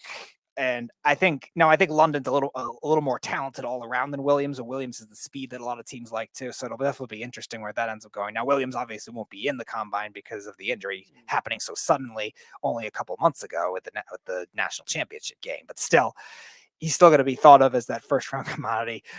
Who knows? Maybe a team like the Chiefs end up getting him because they love all those speed guys for whatever reason. Who knows? But could you imagine that they get Williams? I can see it though too because of his injury. Maybe his stock falls. Hopefully a team maybe leapfrogs the Chiefs and all right.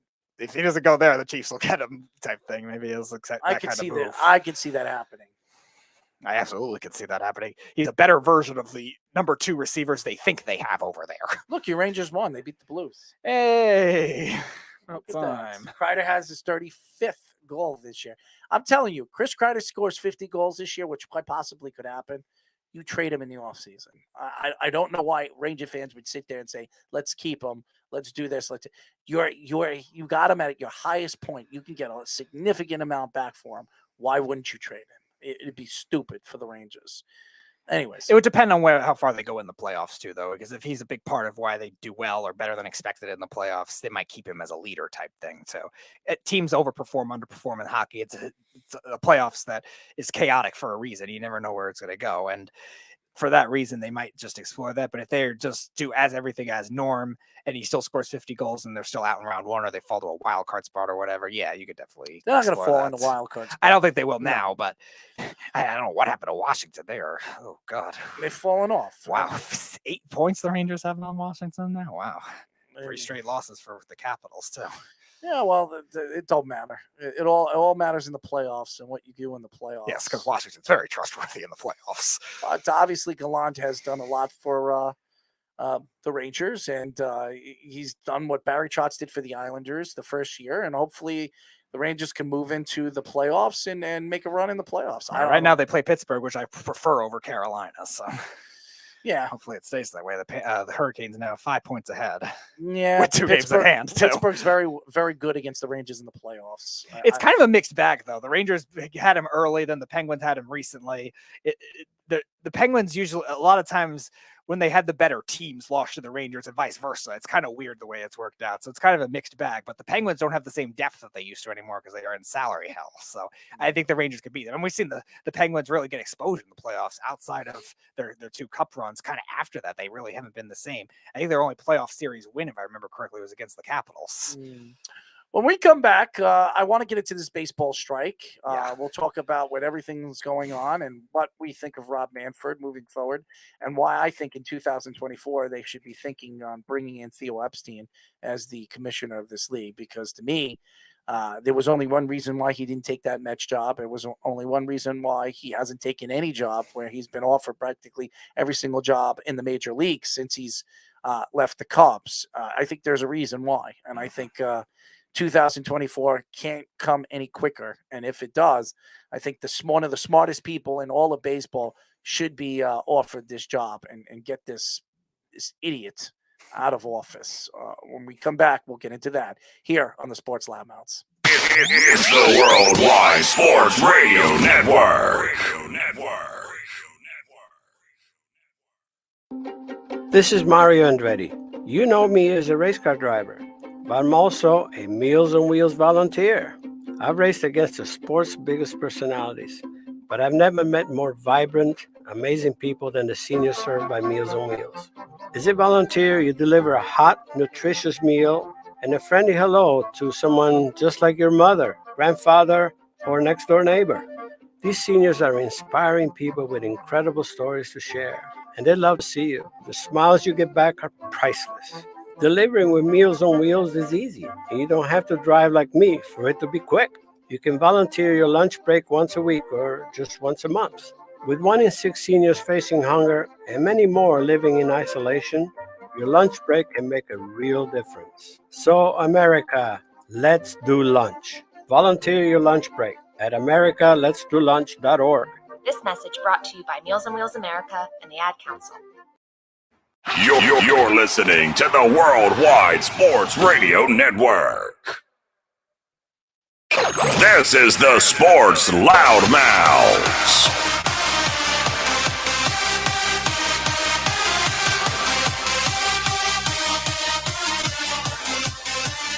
We are back, ladies and gentlemen. This is the Sports Loudmouths. I am your host, Errol Marks, the co-host, Speedy Dan Petey.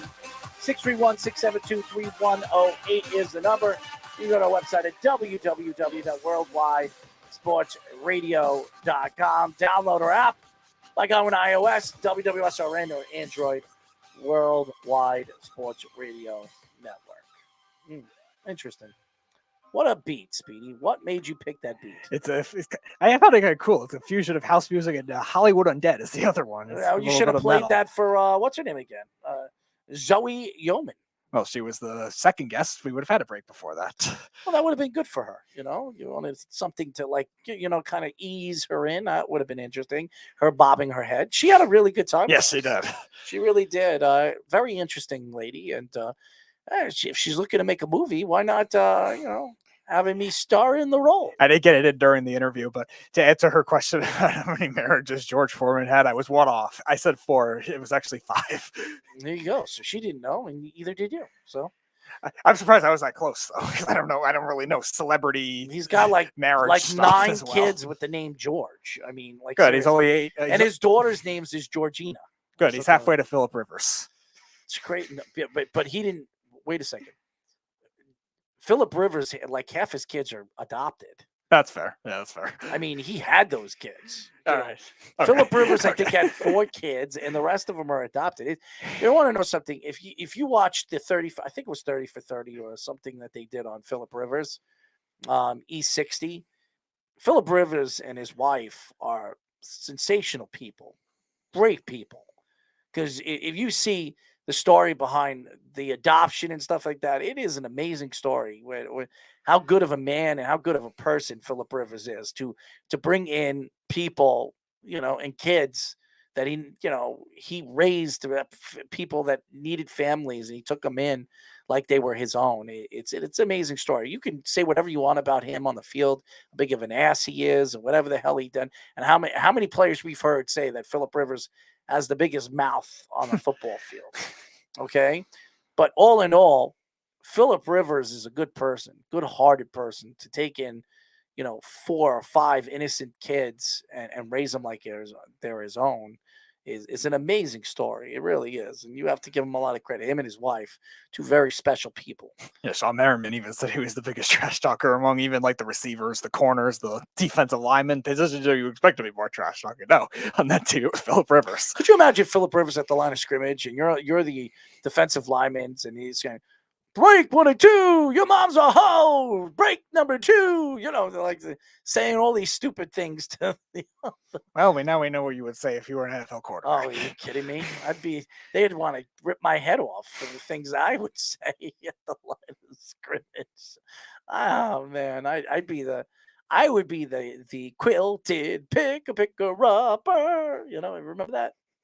You know that commercial? You ever see that? Yeah, I've heard it before. Yeah, I would be like, break me off a piece of that Kit Kat bar. Anyways, no singing for me. I'm horrible. Let's get into this whole strike or whatever the hell you want to call it. Horrible. Lockout. I mean, the story's coming out now is that baseball knew that by Monday, if they didn't get this, agreement, CBA agreement, concluded, that they were going to miss games for the baseball season. I mean, Rob Manfred knew this. The owners knew this. Why this couldn't have been negotiated? Remember, there was like 3 weeks that these organizations weren't even talking. Right. I mean, like seriously, 3 weeks that they weren't even speaking to one another.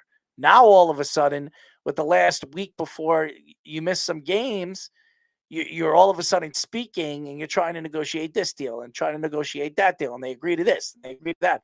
I mean, honestly, Rob Manfred has no idea what he's doing. He really doesn't. And to me, where baseball, it used to be America's game. It used to be the number one sport in America. It has completely fallen off really since Bud Selig, and the steroid thing, and Bud Selig didn't take responsibility for it. I mean, baseball was saved with the whole steroid thing with McGuire and Sosa and all that other stuff. And then all of a sudden, baseball was finally picking up steam. And then this whole, steroids and politicians got involved with it. Paul Melrose and Roger Clemens, everything started falling off. And that was when football was really growing into America's sport. And now it's going to be very, very hard for baseball to even get back to that position. Right now, if you were to ask me which is second, it would be basketball. Yeah, and probably by a pretty big margin too. Like I even said, like 10 years ago when I was in high school, I was going to say basketball surpassed baseball by a little bit in 2 years or so. It surpassed it insurmountably. I would even say college football is probably more popular too now than baseball. They're loved by at least the younger crowd. I would say watch a lot more college football than they do baseball too. Now regional dependent, obviously, but still, baseball's falling to where there are only certain fan bases go. It's certain regions have to be passionate with that. You have a bad fusion, I guess, between traditional fans and there's a reason why. I mean, single A, double A, triple A, these guys never get an opportunity to get into the major leagues. And it's great that they have the minor leagues where you could continue playing, but they're not getting paid. And this is the problem right now. And that's what the players union is trying to figure out, where these players could start making some kind of real money where they could stay there for 10 years and actually support a family when they're done retiring from baseball. I mean, come on. I mean, people get lost in, playing in the Ducks League or something like that. And there's plenty of other independent leagues too that end up maybe getting small chances of recruiting those talent, but it's still hard to find them, just because there's also leagues in other countries too that are going to be prioritized first over independent leagues and minor leagues. Now, again, college baseball will still have their drafts and stuff like that, and they'll still have good high school players or whatever. But you're also talking about these minor league journeymen that aren't going to get that same kind of luxury either. And they're getting paid nothing.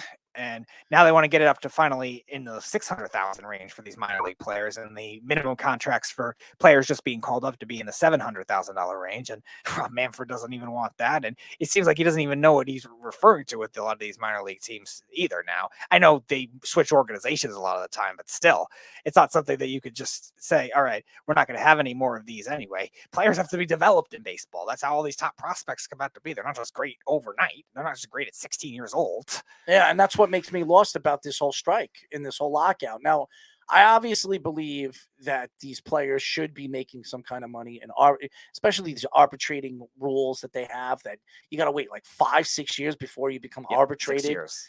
And then obviously you got to wait another year after that before you become a free agent. I mean, by the time you become a free agent, you're 28, 29 years old, and you're at the tail end of your career, really, because how many years do you have left at the top of your game? I mean, you're not everybody's Mike Trout, not everybody's Alex Rodriguez, not everybody's Derek Jeter. I mean, the best players in the world, they play 20 years and they're still at the top of the game.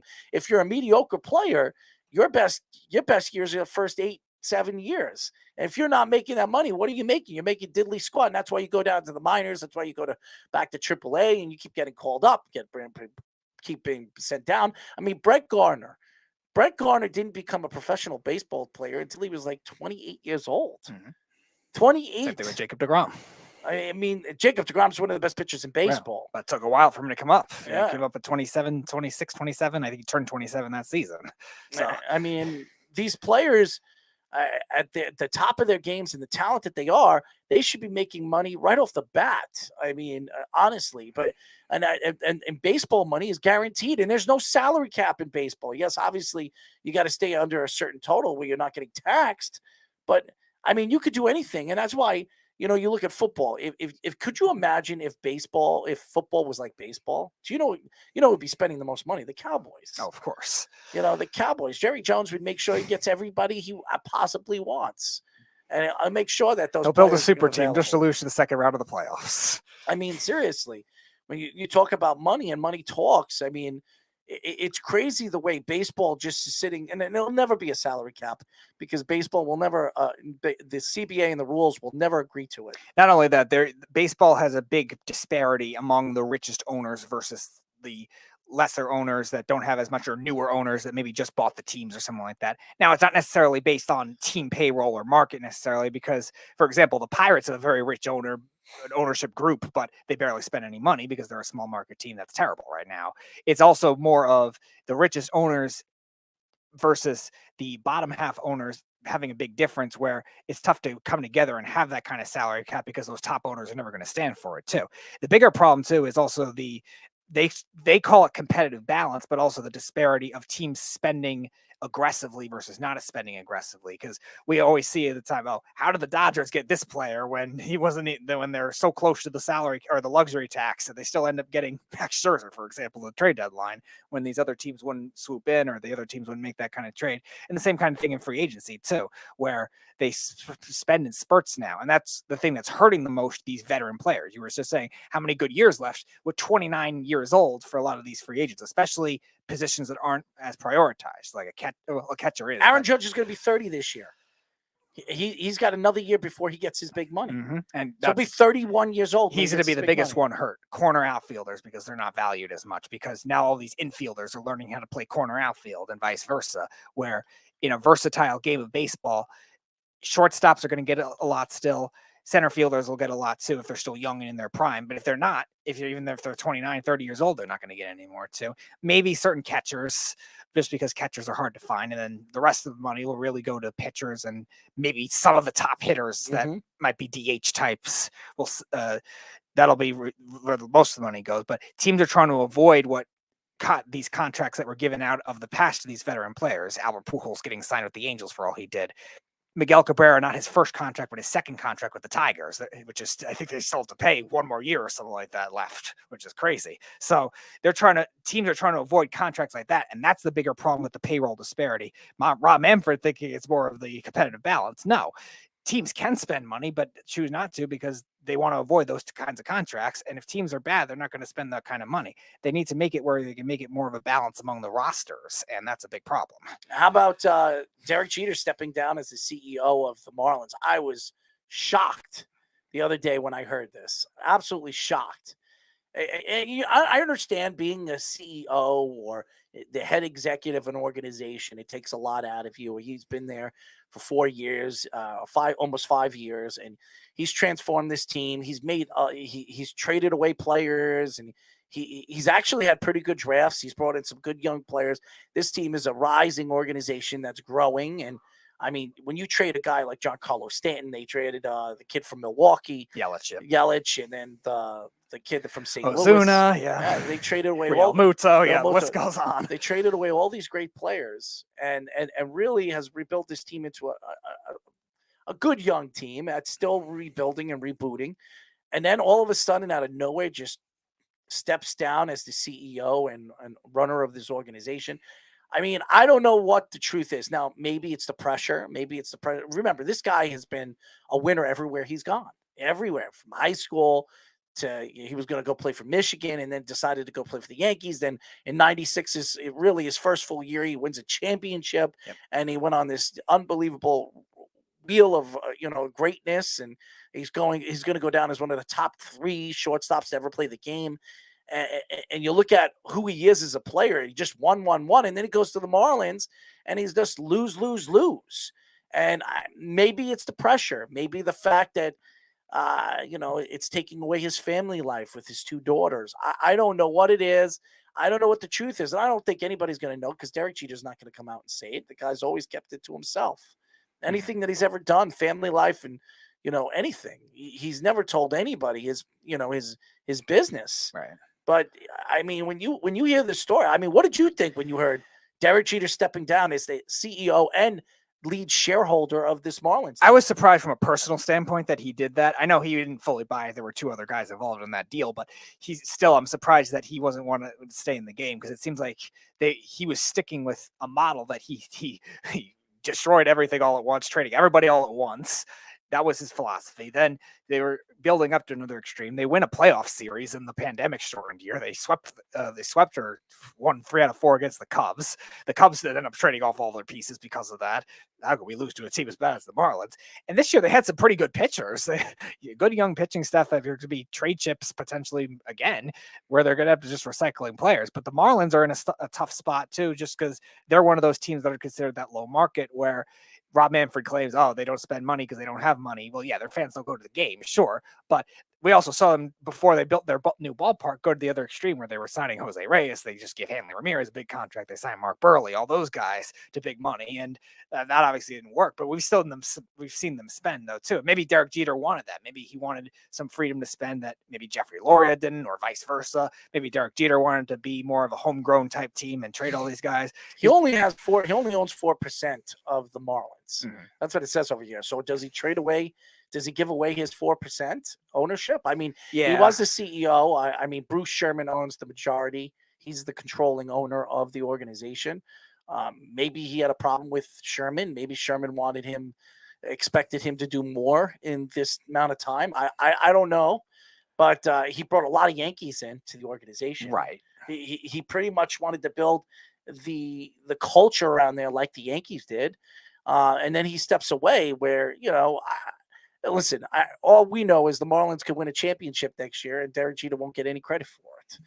I mean, seriously. But now 4%, does he sell away that 4%? Now there are stories coming out that the ESPN reportedly wants to hire Derek Jeter to fill in for, obviously, Alex Rodriguez, who's now moving with the Yankees at the S Network. Mm-hmm. So, I mean, it's silly, but maybe that's what Derek Jeter was seeing. Maybe he see it to make more money or be more of an analyst, a broadcaster. Yeah, I can't see him as a broadcaster. I really can't. He seems a little dry to be a broadcaster. Yeah. Maybe a studio analyst, but now, a broadcaster. He doesn't really seem like that lively type. He was always more humble. He was always more like professionally spoken, not really the outgoing type like you see a lot of these other former players. Now, I can't see him like that. Yeah. Now, baseball, granted, a lot of their color commentators, a lot of the former players that are analysts now don't have that pizzazz like you see in football a lot of the time, or especially in basketball where they have those player-only broadcasts and on NBA TV.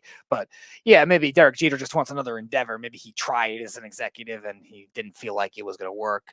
Again, the Marlins really don't present a great circumstance for him as it is. They had a good team, but again, he decided to dishevel it and try to build his own model. And now all of a sudden, maybe with these new stipulations in place now, maybe something with ownership, who knows, that maybe he felt like it was just too tough of a burden for him. And again, it's a tough division, the National League East. Maybe he was thinking that. So the Braves won the World Series. I don't think he was worried about that. I just think it was a lot of pressure on him, and the team's success has not been, 5 years. He probably thought the team to be in a better position.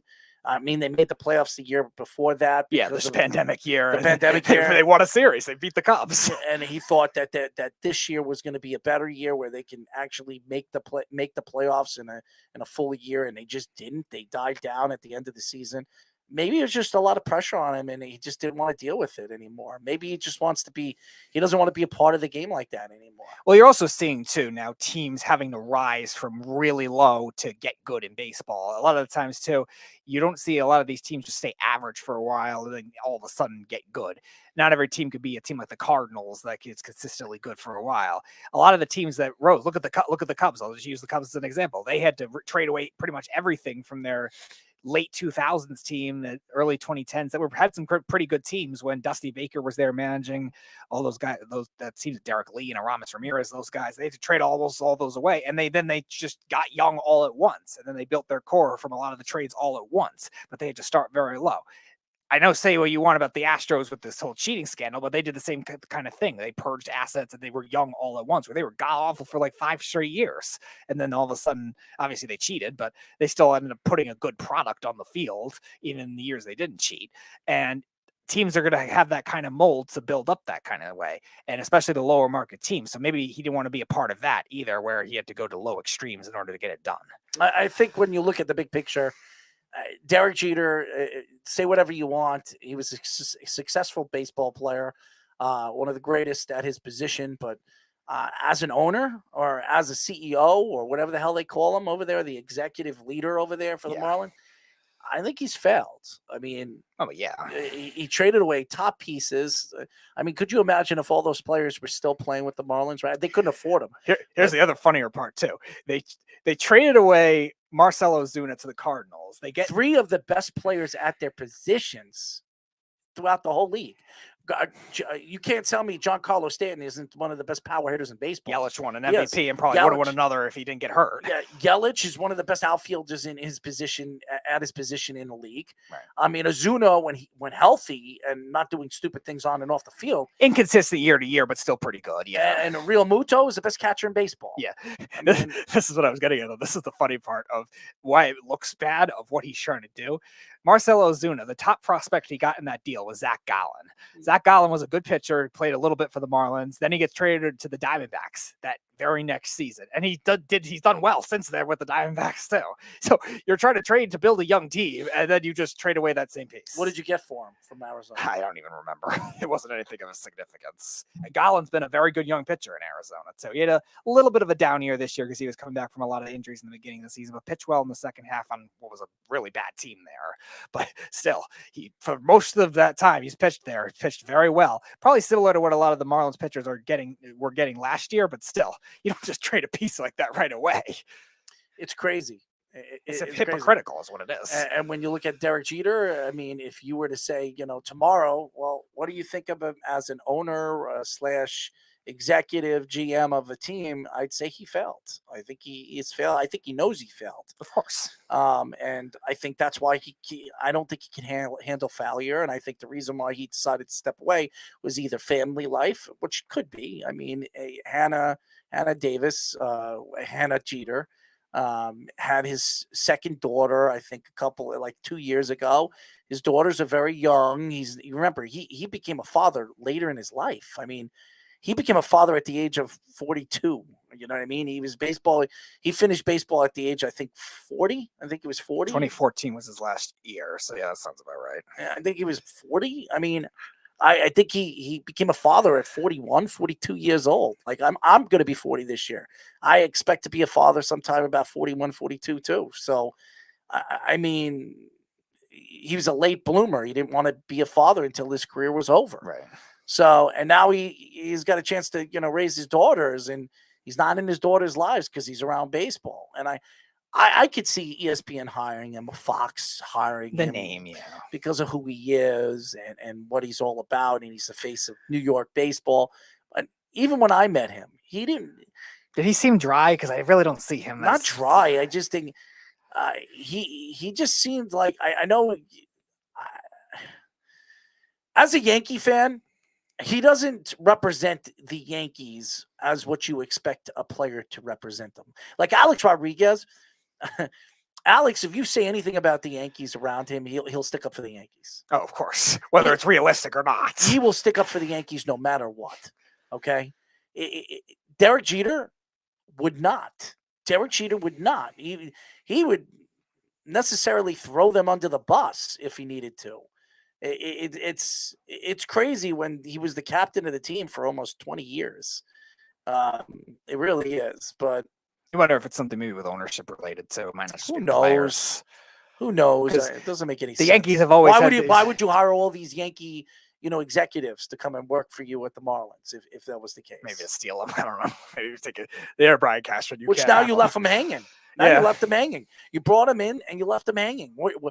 What's the girl that Kim Ng? Yeah. Kim Ng, who now takes over his role right now as the GM CEO. I think she was president or assistant president of baseball operations or something like that. Now she takes over his position. He steps down.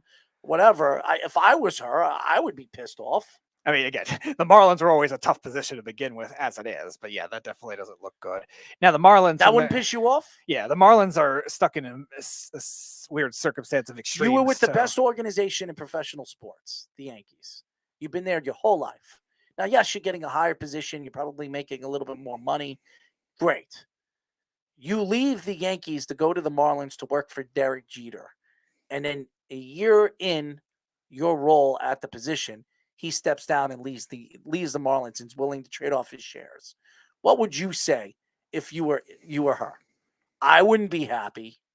I would be pretty pissed off. I don't care what she says or anybody says.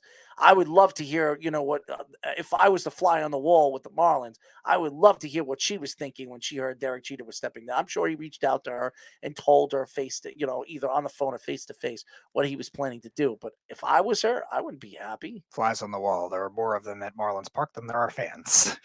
Well, you know what? Or maybe they're just laying off the shit that, the Philadelphia fans were eating on the. Well, yeah, there could always be that. So, thinking of another team in an extreme direction, the Phillies love to do that too. Spend money for no reason, and then now they have no pitching outside of Aaron Nola and Zach Wheeler. So, have fun with that. They trade for Carson Wentz and let him go. Trade him for nothing. Yeah, in their defense, they've done other good. Well, they got a moves with first-round that, draft pick for yeah, him. they've done other good moves too. The Phillies really haven't done any of those gem moves like we've seen the Eagles do, though. So, but going back to the Marlins, though, they're just in a tough spot though, where that just landing spot and the position that they're in, just being not only a low market team to begin with, but a team that's in a rebuilding mode. I mean, if Kim Ng wants any chance to succeed, one, they're going to have to let her spend some money. Jeffrey Loria, who's never been the brightest as an owner anyway. Or two, maybe they'll have to move. Maybe they have to think about expansion because clearly the fans don't work there. I guess Miami will help to get players maybe. If they change the rules with Cuba, if the political tensions die out and maybe they get a more unionship there. Yep. Maybe that helps. But beyond that, we're not striving anything with Miami being there. You haven't made the playoffs since 2003. I mean, except for the pandemic year. Okay. But spank a monkey, juju bean. You like that? What was spanking, that? You don't like spanking a monkey? What was the second part? Juju bean? What? A juju bean. Oh, bean. Yeah, what's wrong with a juju bean? I guess it's better than spanking a monkey. Well, why? What's wrong with spanking a monkey? Why would I want to harm a monkey? What did monkeys ever do to you that you want to spank them? Oh, did you get attacked by one as a kid? No, but what makes you think that a monkey shouldn't be spanked? What makes you think a monkey should be harmed? Well, what makes him harmed if you're spanking one? Because you don't know where they're sensitive. Oh, but you do. I don't, but I don't want to take that chance. You want to take the chance. You know how vicious a monkey could be? Exactly. So why would I want to trigger it? Yeah, well, because the monkey, he could, rely in your pants. So what's the benefit of that? What do you mean? What's the benefit of the Why would I want a monkey to compress itself in my pants? Potentially. How do you know there's not a monkey in your pants right now? I would hear it. Really? Unless it was Does it talk drugged to you? or dead. Does it talk to you? No. Does your monkey I don't know how to talk train you? monkeys. Does your monkey talk to you? I don't have a monkey. I don't know how to train monkeys. So you don't know where the monkey is or where it lies, but I don't have a monkey. So the monkey's not in your pants. No. Monkeys swing from vines. They live in. They swing from other things too. Yes, they live in those types of. But you have hair in your pants too, right? What? That has no correlation. Well, you can make them into vines, right? If I pulled out a hair follicle, I doubt a monkey would be able to attach itself to it. And please do not recommend me pulling out a hair follicle. It was one of the things that I hated as a kid. Well, hold on one second. What do you mean you hated it? Pulling out hair follicles? Yeah. I hated it. It stung and it hurt really badly. Well, hold on. Who told you to pull out hair follicles? My mother had to do it for some kind of identification thing when I was a kid. I forget why, but kids are always afraid of getting shots at the doctor and stuff like that. Hold on. So your mom I always hated that more. So your mom told you to go in your No, pants? she did it for not my pants, my head hair, not my pants. I wouldn't want to try to pull it out, is my point. Why not? Because it's painful. Oh, man. You're pulling out a single individual hair to get a DNA sample of whatever she was trying for at the time. This was 2006 or Yeah, you something. could get a DNA sample right between your legs, right? I suppose, but again, it wouldn't be the most effective. What? It's just as good as the one on your top of your head. Okay. Or in your chin. Sure, I guess. I mean, yeah, you can get it anywhere. You could get it from my what- saliva. What's the difference? So what's wrong with pulling one off between your legs? It's just very specific and probably less efficient. Do you have a lot of hair between your legs? Why would that matter? It would, because You get a skin sample. A skin sample? So you're going to cut a piece of skin off your body? No, it could come off if it sheds or something like that. Well, do you shed? It's happened before. All right. I'm just asking you. I mean, you might as well. I'm just saying, if you're going for a DNA sample, there's a more efficient way to do it. Is there more black or grays between your legs? What? Yeah. All right, now you're implying I'm either have gray hairs or I have paint inside of me. Which I don't have either one of them. Anyways, that's it for our show. We will talk a little basketball tomorrow. I'm sure fans didn't really care that we didn't get much into it, but we will get into this, basketball situation. I think there's 24 games left of the basketball season.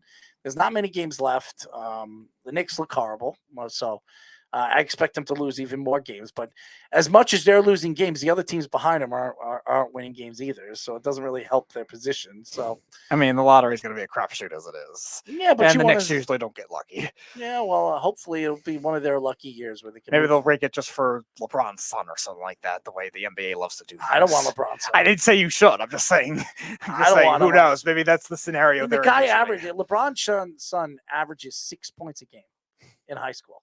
6 points a game, and he's getting recruited by 3 of the top schools in the whole country. Okay, just think about it this way: he's averaging 6 points, 4 assists, and I think 3 rebounds. And he is a high-profile prospect that is going to be recruited by Duke, Kansas, and I forget the other. Kentucky team. was one too. And I Kentucky. believe. Now, Kentucky, you're going to have a lot more stinginess of getting playing time. I'm not sure about Kansas because they're really more of a top-heavy team. Last couple of years haven't had a lot of depth. Duke, we'll see with Carl's boy John Shire how his coaching style will be. Who I know you're not a big fan of. Nope. It doesn't make any sense, but he's supposedly a top priority to all 3 of those teams that I just mentioned. So we'll see if it's a namesake or actually they think he could be a good basketball player. We'll find out. 6 points a game in high school. I don't care if it's in the hardest division in high school, which it is. He's going to one of the best prep schools in the whole country. And he plays often too, so it's not like he's like being stashed on the bench, I would imagine. 6 points a game. That's not good enough to me. He's not like his father was averaging 30 points a game in high school. Right. I mean, he's not anywhere close to his father.